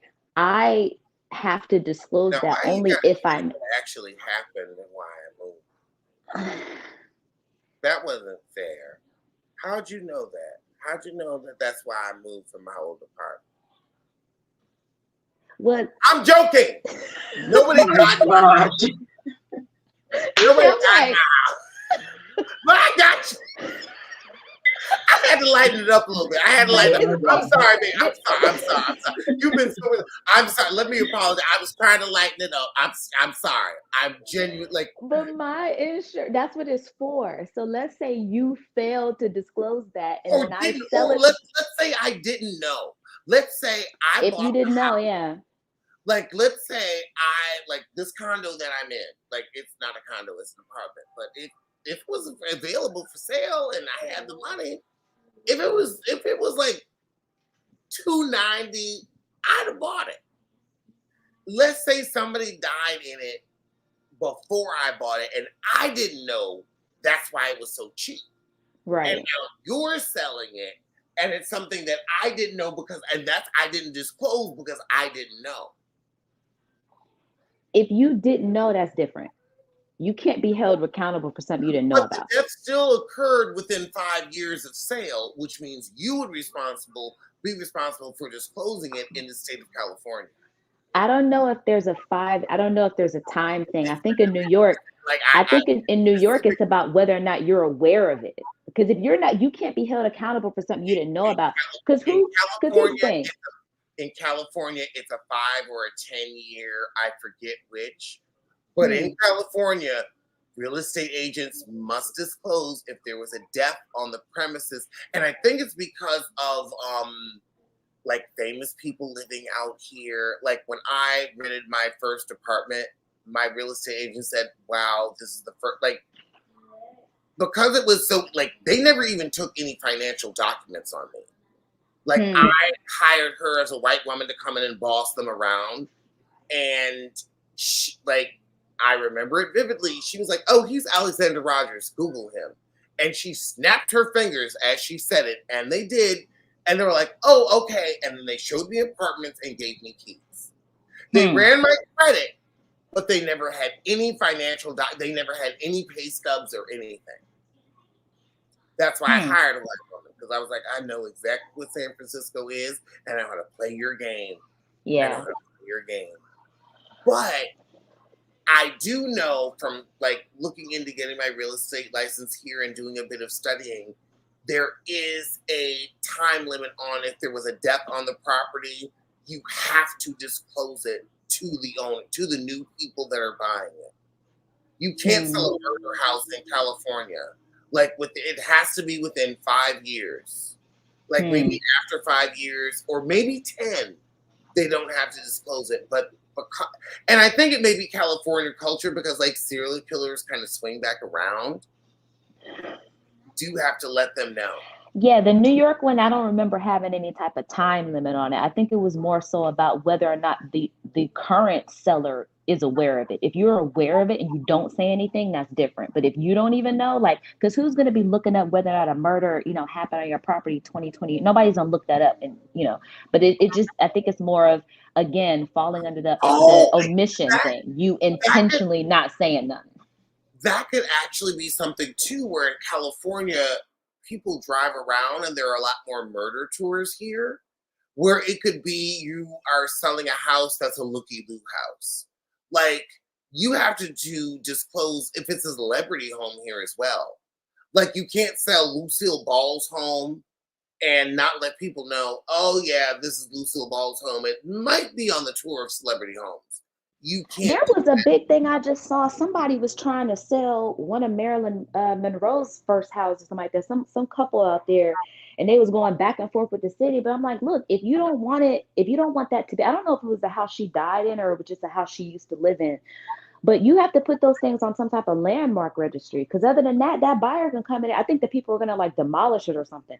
They can do whatever they want with it if they own it out. They're buying it outright, paid for market. There are so many homes in California. And that also is what's ruining and driving up the price of real estate here, where it's like, oh, we have to keep this cliffside in the same. So you can buy this house, but you're very limited to what you can do with it because it's historical and we wanted to keep it historical. And it's like, nobody wants to, like, I want a pool. And I need a big pool. Like, I'm sorry, I'm taller than the people that used to live here. Not interested. In New York, it's more apartments where there's less customization. Yeah, there's because structurally you have to remain within make sure nothing's going to affect the structural integrity of your neighbor. Because, everything's so connected here, whether these condo buildings, even the brownstone, you're so connected to your neighbor. I am Joan Crawford. Tear down that bitch of a bearing wall and put a window where it ought to be.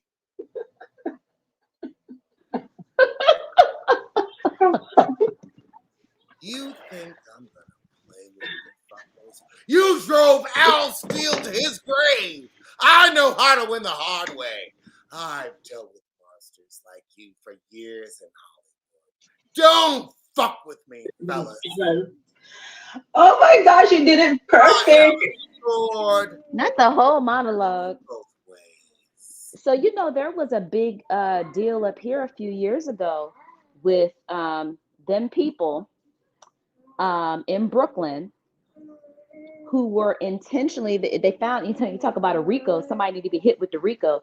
They had a whole RICO down to the Department of Buildings where they were essentially just rubber stamping permits to redo some of these brownstones and stuff that were absolutely destroying the structural integrity of these Black people's home, like the next door neighbor, because they were doing such shoddy work.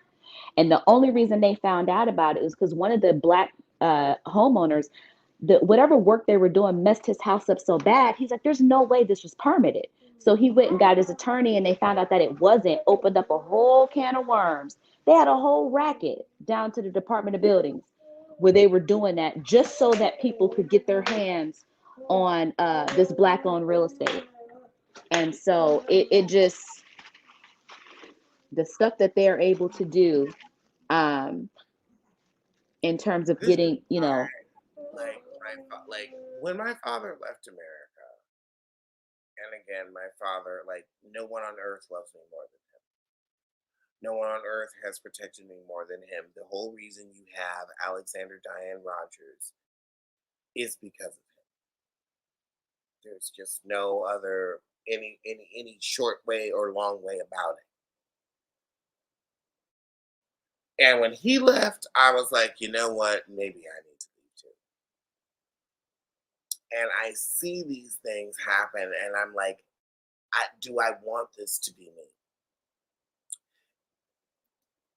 Is this a future that I could possibly have? The level of I'm over it. I'm over hearing about, or rather, having my tax dollars participate in the subjugation of Black people. I'm over it. Linus, what are your thoughts? I am very perplexed, as I said earlier. Like, even things with deciding whether I want to have children, I'm going back and forth. And I don't mean to sound morbid, and I'm not going to mention the celebrity's name, but the "how you doing, Queen," what happened to her in New York, I'm from New York as well, has really worried me about my future. I mean, she has a child, she has family, and yet Okay, someone I'm gonna say the uncomfortable truth tell me. about Wendy Williams. At least this is allegedly, this is what I think happened. And I speak of this as, I'm gonna give y'all a little bit of my business right now. I have loved someone very much that has fallen to addiction. I was going to marry him. I put him in rehab twice. I have done everything I possibly could. And it doesn't seem like it's a fight I'm going to win. Or any of us that love him are going to win.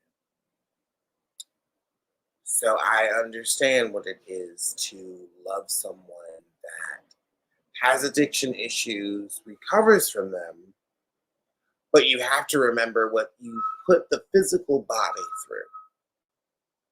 You have to remember the blood pressure that you put the body through when you do those type of drugs. Those type of drugs, long-term use, isn't long-term for the body.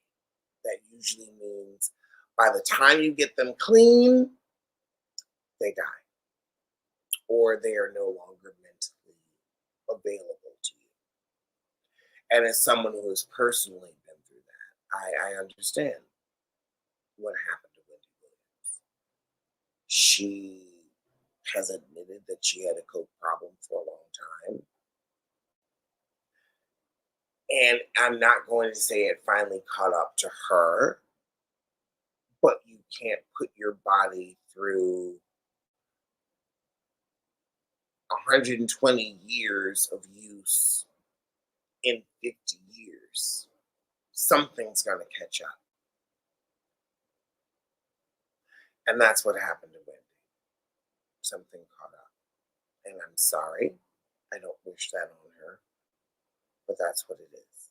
At least that's what it seems to be to me, who's been through this with other people that I've loved very much. That's why I don't talk a lot about my life, because there are some people that I love that have addiction issues. There's a reason that I can sing that song, Cocaine, Cocaine, Cocaine. You know that shit will mess with your brain, cocaine.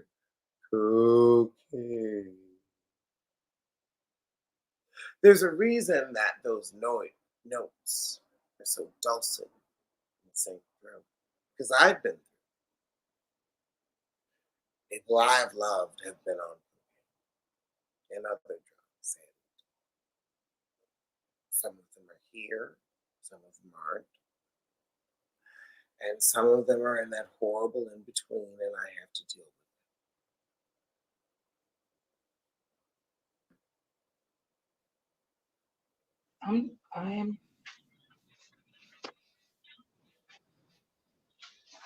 I'm sorry to hear that, Alex. it. It's okay. It's okay. Um, That is life.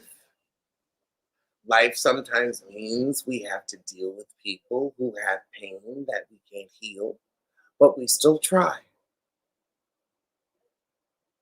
And I think that the fact that I still try is why I can wake up in the morning and love myself. Because I know I have something to do of importance. I'm okay with that. I'm okay with being who I am. I'm good.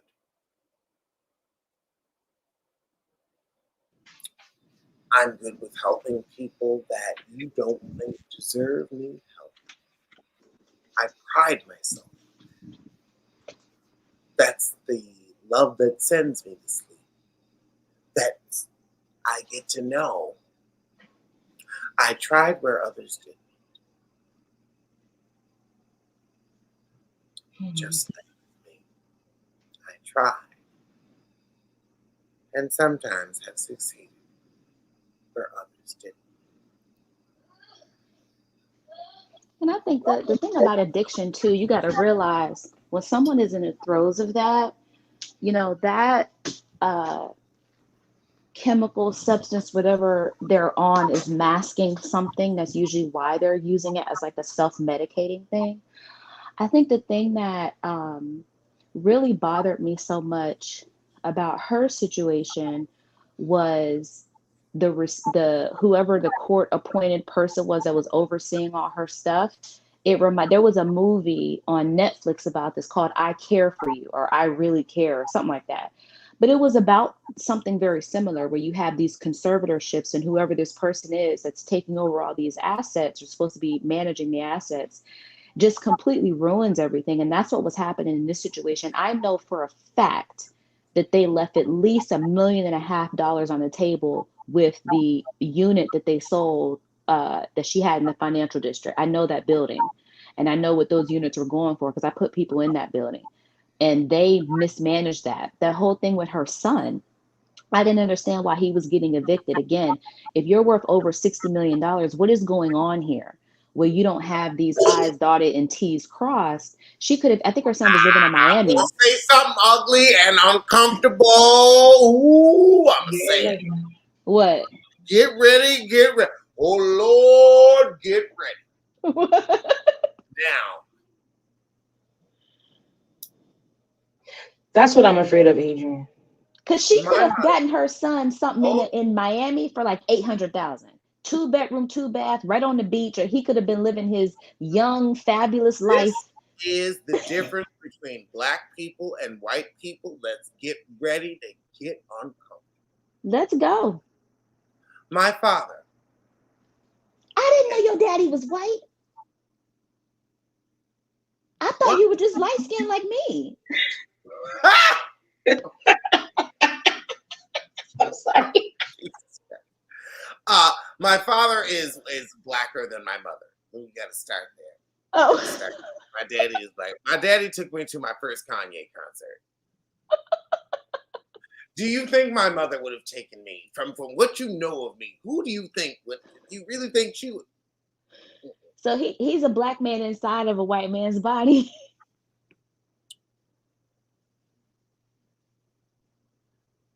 I never thought of him like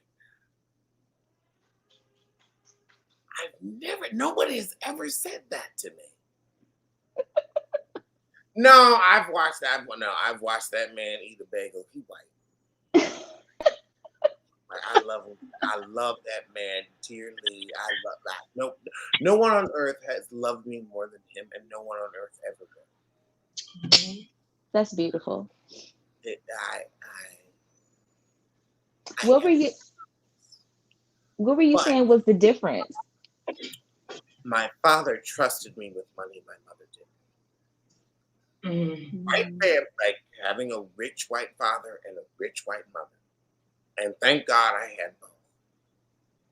Thank God I had both. Ain't got shit to my name now, but at least they had somebody. And here's the thing: I don't have to worry about taking care of them. The second that if her memory slips, I know she got enough money to take care of herself. Got it. I ain't got to worry about it. I know she will have the best doctors, the best medical care. Yeah.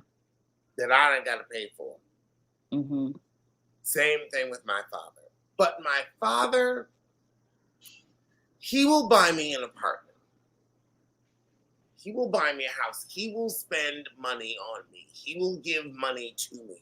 My mother, no. My mother has way more money than my father, but my mother does not trust me with money. And that is the issue with Black families. We don't trust the next generation with the wealth. They hold on to it. They hold on to the properties. They hold on to everything to where it becomes, we no longer value it. Okay, I have a story. Go ahead, Linus, because I want to get into a story, but go ahead. I was going to say that Alex is not lying. My dad passed, and actually, no, you go ahead, Adrian. He's right. They don't trust us, and I'll just leave it at that. Go ahead, girl. No, Linus, speak up. I want to hear your story. Speak out. Speak up and speak out. Now is your time to talk. Tell it. Tell your story. Let's go. So my dad died, and he, had a lot of children. Like, it happens. But he was only a father to 4 of us on paper, right? And after he passed, basically, I'm gonna really summarize it because I'm still traumatized. I guess I'm speaking, I'm realizing I haven't really worked it out, but he had a safe. We live in 2 different places, and he kept a lot of cash, right? He told me about it. He let me know the amount, and he left the key to the safe to 2 of his sisters, not to his children, but to 2 of his sisters. And the day that he died, I was at work. I was seeing patients, and I had to leave. God damn it! I would have helped you crack that motherfucker. Basically, Alex, when I got there, the fucking safe was empty. Put them bitches in the ground, and we would have gotten their keys and gotten out of the country. God Alex, damn it! They emptied the safe, Alex. They emptied it. Call me. I didn't know, and because I'm the oldest of the 4 children that he legally claimed, we got like a whole. You were bastards, and you didn't even know it. Yeah, they took all the money. They wouldn't even give me his cell phone. I still haven't gotten his cell phone, so this is maybe a therapy session, but basically I had to run around. We didn't have access to a lot of things because he didn't set it up. And they actually contacted his place of work where he worked and sent an email. The work gave me the email where they're like, "Hi, this man has passed. Forward all his monies to us." And they did because his brother worked where he worked. He was the accountant.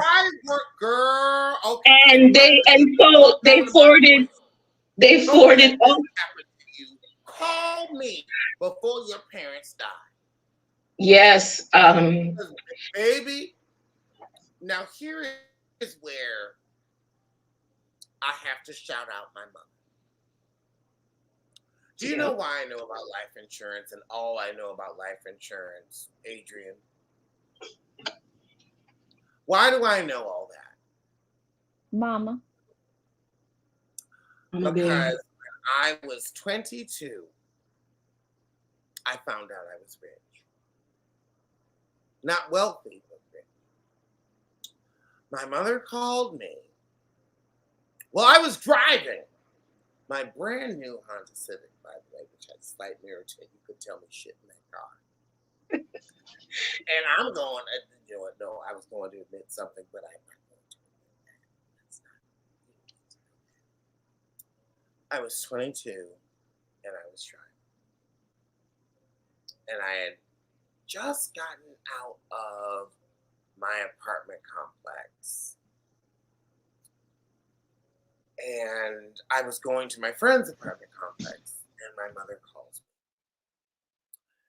me. And she says, hey, this is the code for my life insurance.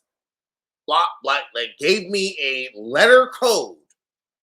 Like, I don't even want to give you anything near it because I may need it. Like, you're not getting access to that. But she called me and she gave me this code. She's like, this is my life insurance code. And then it's like just going through like the house is going to be paid off through life insurance. That's how also I found out that houses get paid off through life insurance. And she was also like, and this is how much money you will get after. Like, you will have a home, but you'll also have this much money. And I remember I pulled up to a stoplight and I was crying. And I was like, Mom, you can't die. You're not just my mom, you're my best friend.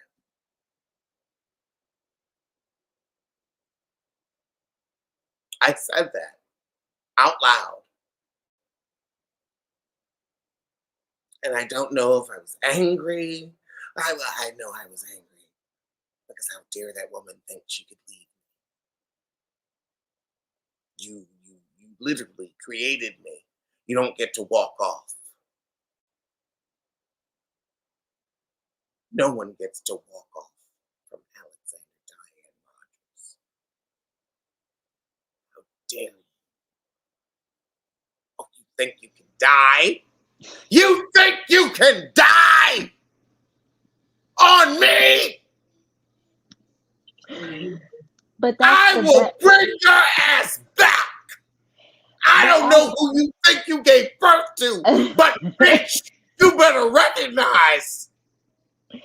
That is How the dare you? best thing Tell me she you're can going do. to leave me with several $1 million. So Yeah, because that's what she's supposed to do, is to look at some point. Son, I have 2 sons. My son's in the living room now. Don't you say at some point. At some point, baby. That woman is never going to leave me until I decide she can go. And that will never happen. We are going to walk into the light together in the goddamn Poltergeist movie. I agree. With that, but the best thing you can do is to make sure, but you got to make sure you no, but that is the best thing you can do, is to make sure that your babies are set up correctly. And one thing I will say is this: a lot of Black families think a will is enough, and it's not. It's not, especially if you have assets. Like, you don't understand what my mother taught me about end of life. Yeah. Like, and the thing about it is, fortunately, she is still alive, but I know one day I will get a phone call and I will never have to work again. It's an uncomfortable conversation, but we have to have it because what happens to us as the grown children, and I've seen this, Alex. I had a property that I was representing the buyer, and the seller died. What happened was the man had died in Bed-Stuy. He owned a home in an adjacent lot. He had 5 kids. In his will, he named the oldest son the executor. His directions were sell it, split the proceeds. One sister. I think my mama gonna tell me what to do. But you're an only child. Okay, that's you a little. You think my mama gonna tell me what to do after she dead? That's the what bitch I'm saying. Can't tell me what to do now. What I can call her everything but a child of God, because Lord knows she'd call me a faggot a time or two. So if I call her a bitch, so be it. Everybody calm down. Everybody calm down. But what these Black families, I can call her what I want. But what these Black families need to do, you have to, is to put this stuff in a trust. Because Alex, What you don't want is to be hit. Everything is in a trust. There's Everything's in nothing a trust. Nothing needs to be in your name, nothing in their names, because what people don't nothing is account in her for, name. people don't count for the Everything's in a trust. taxes. Everything will Stop transfer. leaving money under the mattress and in safes, because people steal. There's some money in that house that's in mattresses and safes that I'm quite looking forward to. And also, I will tell you this. All I want is her jewelry.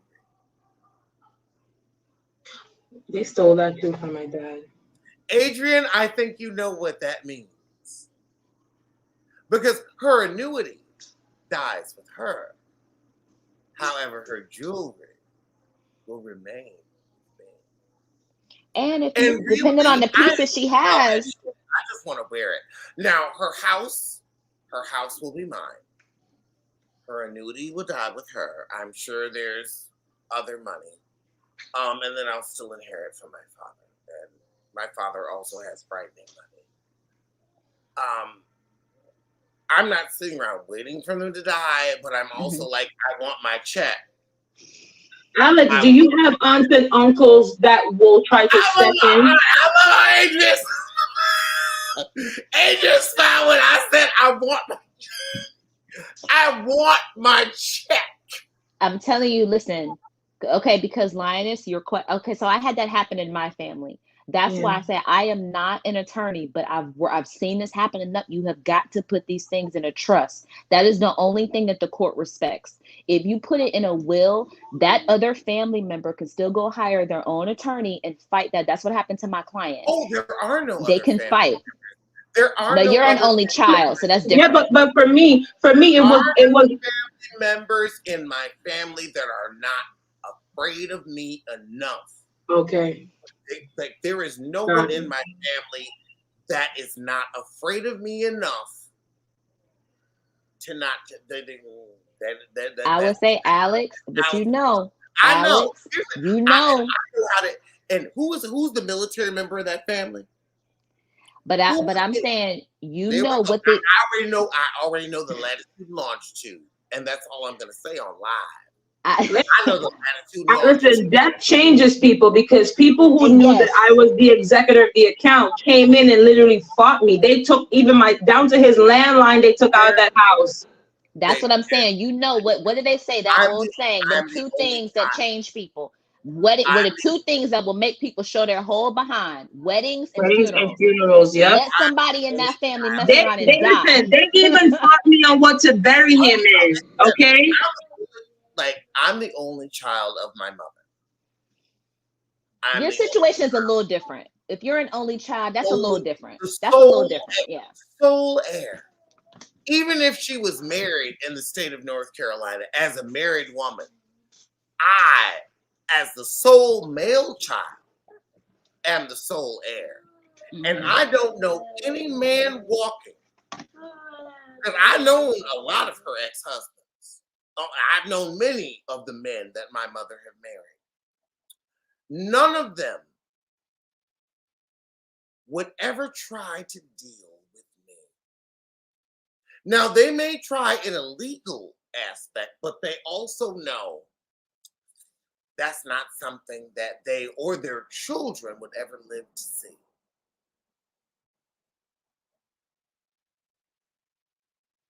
I'm going to tell you what my aunt told me verbatim. This is what she said. I know you were your dad's favorite and he left you everything to divide, but I'm going to step in and share it how I want to share it. And she's been fighting me ever since. I am my mother's only child. I am my father. That's a blessing. That's a blessing, Alex. Definitely. And my mother is an unmarried woman. My mother is an unmarried woman in tax and legal terms. There are many things that people can challenge me on, but her money is not one of them. And I would love to test any man on her fortune. I will happily, oh honey, come on. We will pull pistols dawn. Good night. and good luck. My God. I am Alexander Diane Rogers, last heir to the Rogers family. There simply isn't an option. And if there is an option, then I will show them through my military training. Because I was in the Army from 2000 to 2004. We all know what happened in 2001. I will happily show them. They won't live to tell, but I will show them and their children exactly who and what I am and what I'm protecting. No one I'm will just saying that's why inherit I it. want. No one on earth will inherit anything from my mother other than me. I'm No telling you, one on Alex, I just earth. want more Black families to get these properties in a trust. Because what I'm saying is that will stop any of the foolishness before it gets started, because the court is not going to recognize it. You can go hire all the attorney you want. You can kick up as much fuss as you want. But at the That's end of the right. day, what you're not going to do is be able to overcome what those trust documents. Because here's the thing. Let's say right now your parents are 60s, maybe early 70s, like mine are in their 60s, right?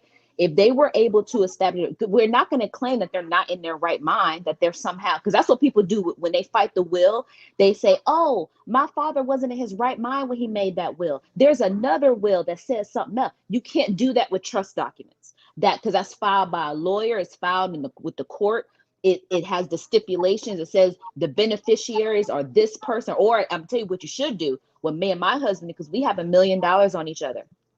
And at first we named the children, and then we had to go back and change that to not name the children, but to also name the trust as the beneficiary.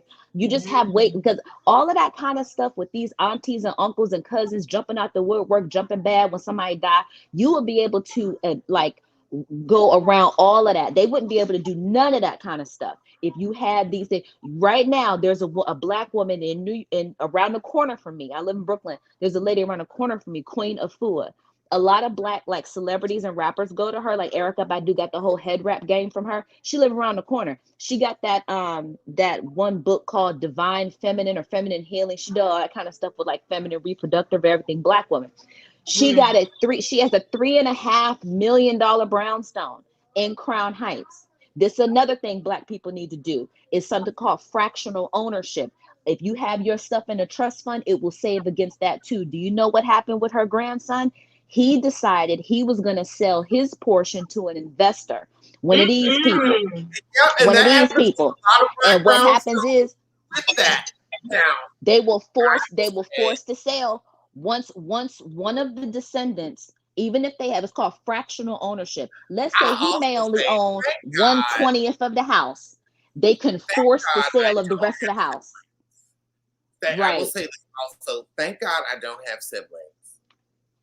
Your I've situation always is different. Yeah. my father is in charge of my trust, like in charge of what happens when I die. He knows to make sure Chris gets his portion. Chris gets half of everything. Like beyond half of Pop Rose, Chris gets half of all of my creative property when I die.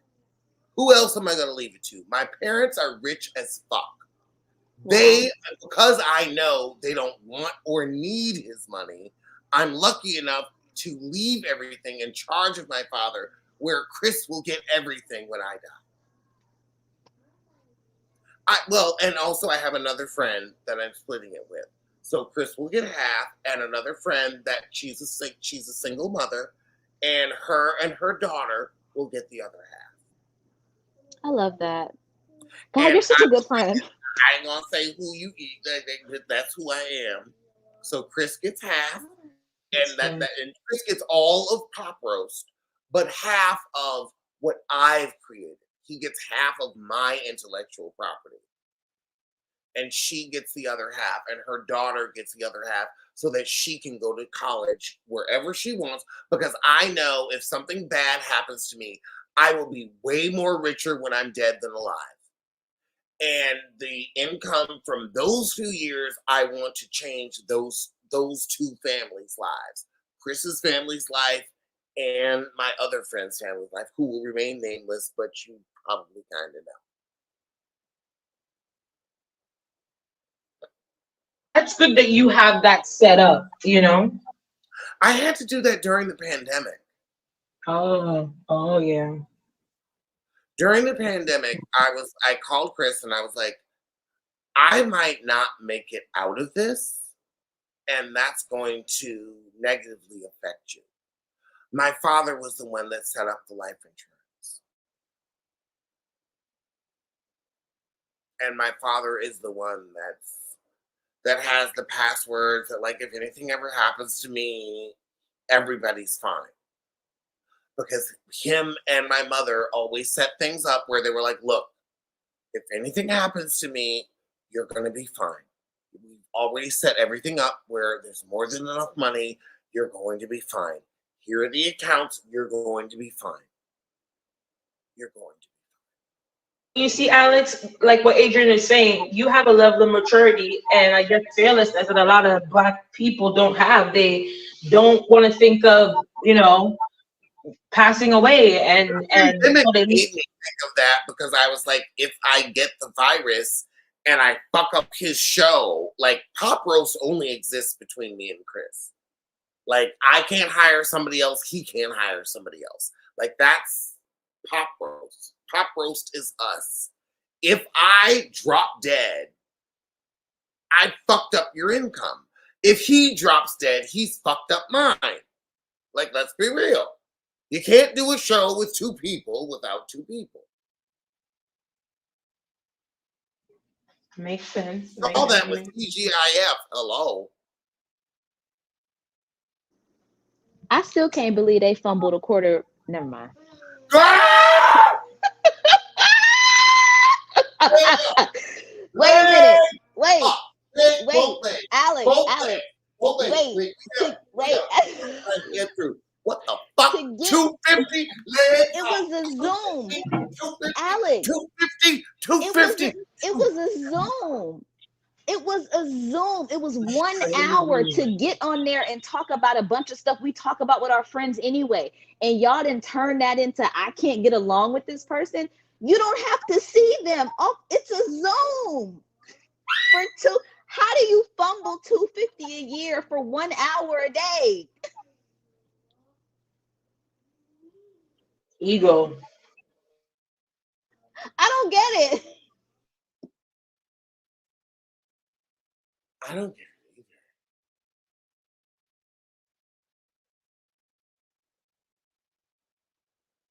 We just had like a huge explosion. I mean, it was like the biggest firecracker ever. That's why I'm like stunned. I'm like, it was like boom, where I was like, I literally grabbed my dog and was like, do we need to go in the closet because this is like a nuclear event? Look through your windows. Is anyone else like looking out? I'm looking through my windows right now, and I'm like, I don't want to face the blast, face the boom, but oh my god, I can even hear like a couple car alarms. That's weird. That was weird. I'm sorry. Like, what the fuck is that What noise? the heck was that? I'm gonna Google it. Hold on. Google like large noise in San Francisco at 4:35 a.m. or 4:36. What the fuck was that?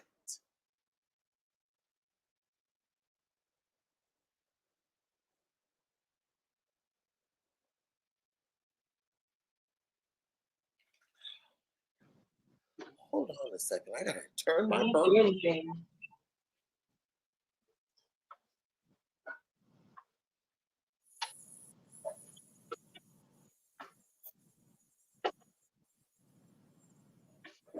Damn it.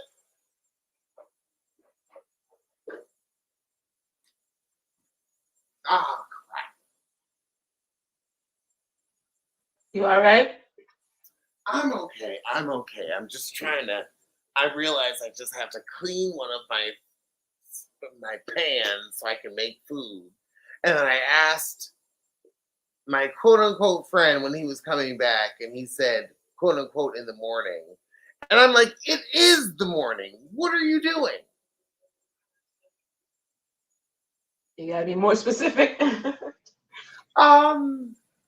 I think that was specific enough because I don't put Alex's business on the YouTube channel. No. I was saying he said in the morning. He should have been more specific, like a time. Exactly. He should be more specific because he knows I like to get He should. Yeah. And the truth is, you think you have the option to be less specific than me. Ooh. I will turn this phone off in a hot minute. And don't answer the door. Oh, please. Hey, Alex. Ghost. Hey, Alex. Yes. Hey, I gotta jump, love. My kids are up and I gotta go feed them. Oh, no problem. Thank you so much for joining. I'm gonna DM you so that you can have my information because I want to keep this conversation going, especially with everything we're talking about before about like real estate, generational wealth creation, all that kind of stuff. Okay, I'm gonna send it to you. I'm gonna send you my stuff on Instagram. I'm gonna send you a DM. Thank you. It's the same name, only one Adrian. So when you see, that's me. Thank you so much. All right, bye, baby. Go get some sleep. Bye, Thank you Lioness. so much for the knowledge. Yes. I'm about to go out for a run. Too, like I know. It's what we all are going through. And tell your husband thank you so much for the knowledge. I sure will. I sure will. Oh my God, Mel NYC is coming through. Bye-bye. Bye, honey. Bye. We will see you soon, Mel. Let's shout out Mel. Thank you for coming in and giving us that real estate knowledge. And I love that we get to have these conversations. But we've got Mel NYC reviews in the building. Sir, I'd love to hear your thoughts. Good morning. Good morning. You know what? I'm glad I got a chance to catch you because I'm at like the ladies. You know, I came on the tail end, and I've been enjoying your channel from the chat. You know, the shows have been very funny. Yesterday, I was engaged. Now, mind you, I was cooking and doing other things, and I was like, oh, you know, they were talking about all this stuff, so I really was enjoying it. So that's why I was calling to say I'm enjoying these live streams that you've been doing these past weeks, you know. So what do we think about, well, actually, as a New Yorker, because you Mel NYC, so I guess you've given me NYC. Yes, sir. I will say, I'm not going to speak for you, but as a man in my 40s. Oh. Yes, I know I look younger. I know I think but I am stymied with what I do next with my life. Okay. Like I'm 40, I'm 41. I'm going to be 42 in December. Okay. I'm very single. Very single. And I don't look at it as a plus or a minus at this juncture in my life. I look at it as what it is. And my mother actually is like, thank God I raised you right. Where I'm glad you don't have a divorce under your belt at your age. I'm glad that you're single. I'm glad that you're still figuring it out. She said, I raised you right. That I am still single at this age. I raised you right. And I look at her collection of ex-husbands and I'm like, well, the woman may have a point. Okay. The lady may have something to say. Okay. I mean, my mother always has something to say. She's very intelligent, but usually it's about computers or cooking. Which is where I get it from. Although I wish she had taught me a little more of her secrets. Well, you know what? Listen, I think I mean, but you're saying that you're trying to figure out your next. So so can I ask you this? Because you know, this is what I do talk with my friends about. I really do. And again, I'm getting used to your channel, and so this is great that you bring this up. What brought this on? You know, what has brought? Because you're having fun, you're doing your thing. You know, from a viewer standpoint, you know, look like you're just a man having a good time. So what brought up this idea? You know, this feeling for you this tonight or this week? I want to have a good time in the next phase of my life. Okay. I am like I came to YouTube when I was, Jesus Christ, how old was I in 2012? Well, if I'm 41 now, Mm-hmm. so I was in my 20s when I started. Wow. I Wow. and I'm not going to be in my 20s when I end. Mm-hmm. So I want to find a group of people Mm-hmm. that emulate and mirror the things that I want and need in life. Okay. Well, that's the beginning, Alex. I will now listen. I mean, let me tell you. I give you a little bit about me because I don't really. When I call into shows, I try to keep politically correct, but I have a different side.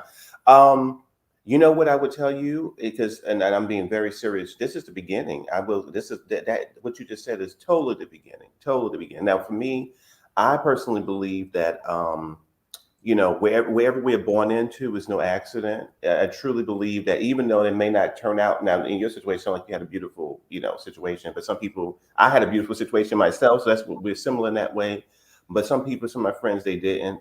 And I always try to tell them, listen, it doesn't matter where you were born, there's some power there, whether it's a person who's a Christian or Baptist or Buddhist or whatever that is for you or for your family, that's sort of like where the power is. So for me, I always try to call upon with my first sort of memories of people just sort of, surrendering to something that they really believe in. That's one. So once I know my foundation, whatever it may be, because it doesn't matter what spirituality you are, then I really go into that deeply. I really do. I pray, meditate, whatever the people is into, I do that. And then I ask these questions, Jax, and I'd be like, okay, what is going on for me? What do I want to do? Well, okay, so for me personally, my family, I'm not very religious, but my family was religious and they were Baptist and all that. And so for me, I tried many things, and at the end of the day, surprising me, it was a Christian faith. I didn't think that it was for me because I'm a gay black man. I was like, oh, what's going on? I'm not sure if I can connect with this, that. Well, it does work for me very well. So when I have issues, um, I will start with that you're saying that I will sit down and go, well, what do you want? Like, Mel, what really is that you want? And I'll think about when I'm at work. I'll think about when I'm in, the back. I think about all the time. It's just one of those things. I grew up. Somebody told me that you got to be obsessive with your concern. That's one thing I will tell people. You got to be very obsessed with your concern. You may not want to share with everybody because then because when you're in phase of creating something, you got to be obsessive with it, and then you surrender it over to whatever you feel is comfortable. So I believe that's the big part. So if I was to talk to you, and we had coffee, I was sitting down, wherever, I probably would, because I've done this with people. I've done this with people a lot. I would just say, I'm not sure how deep you want to get on YouTube, but I would definitely say, Now, you brought something up go ahead. interesting. When you people watch, what do you see?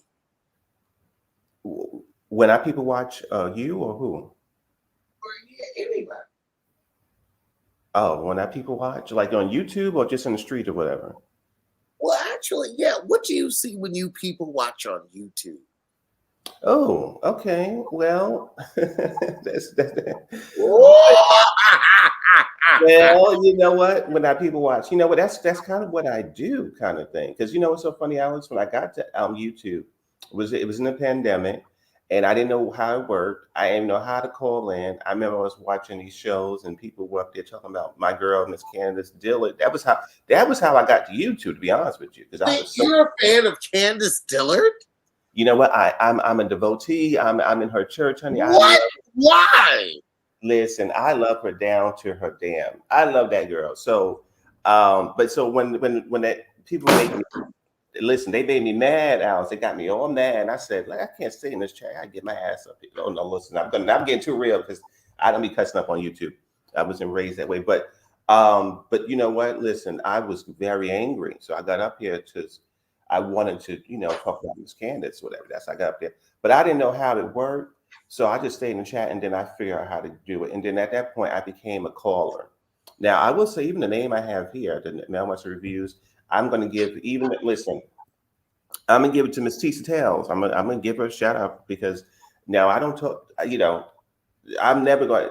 The thing with Tisa is that she taught me a Wait, lot. not wait, Tisa who? Tisa Tales. Tamara Tattles? She died. No, no. Tisa Tales. The one talking about P Diddy and all that. Oh, I thought you were talking about Tamara Tattles. Who's No. Tisa? Tisa Tales is a lady who talks about. Oh, she talks about a lot of things. She has a good channel, and she was the one that helped me a lot when it comes to YouTube. Just she wanted me to have a channel and all type of stuff, and she's very protective, very supportive, and she taught me just about so many things. And but at the end of the day, I'm a caller, so I like to watch different channels, and then eventually, if I'm connected with it, I'll call in. I think that a lot of people they're similar. They're similar. A lot of guys up here are the same way, for better or for worse. Sometimes I think that people are a little too sensitive.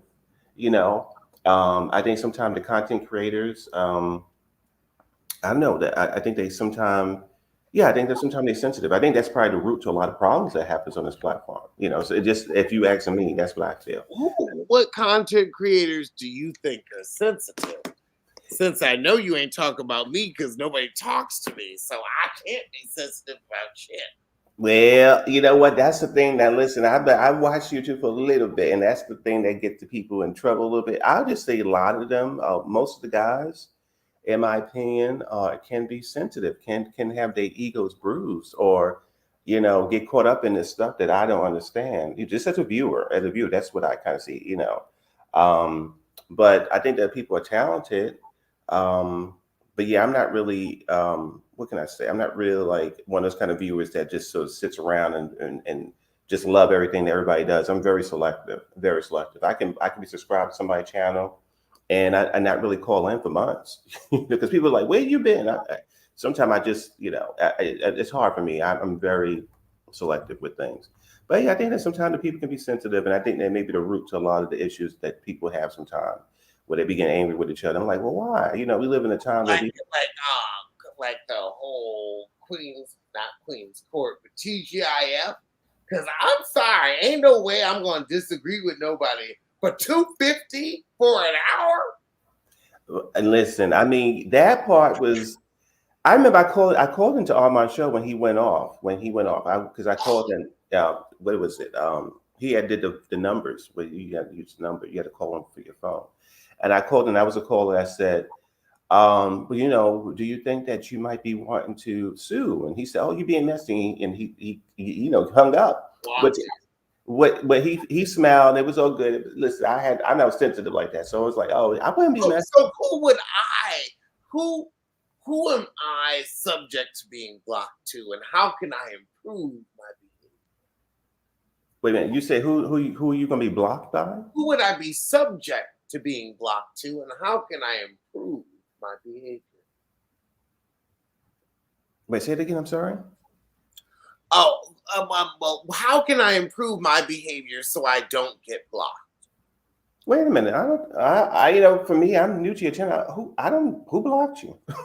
Nobody. I was just asking, like, who do you think would block me, and what could I do to prevent it? I don't think anybody would block you. I mean, you'd be surprised. Really? Because you see, when I watch you, I don't know. I just, what's so funny? I think that on your channel, it's just my opinion. I watch these different channels. We don't, as a viewer, we don't hear you in any mess. We don't see you up here going off on people. You may tell a story or two about, some of your interactions with some other people. Janet. Oh, what happened? Janet Jackson. You see, now, can I tell you, Miss Alice, can I tell you the truth? So I'm bad this way. These channels, so your channel, other channels, it fascinates me because y'all have years and years of history with, your channel, the work you got doing stuff. And sometimes as a viewer, like just coming in, I don't be knowing the history of the people. So what happened with you? Did you meet Miss Janet Jackson in person? I was supposed to see Janet Jackson. Oh my God, I can't even tell. Okay. I was supposed to see Janet with Maddie Rance, and Janet didn't perform. And I've been making fun of it for the past 12 years. Okay. Well, listen. Good on you. I mean, that's a funny topic. You're not saying anything about the lady herself, or anything crazy, whatever. So, I mean, I have to research it, I guess, and look more about it. But it sounds funny to me.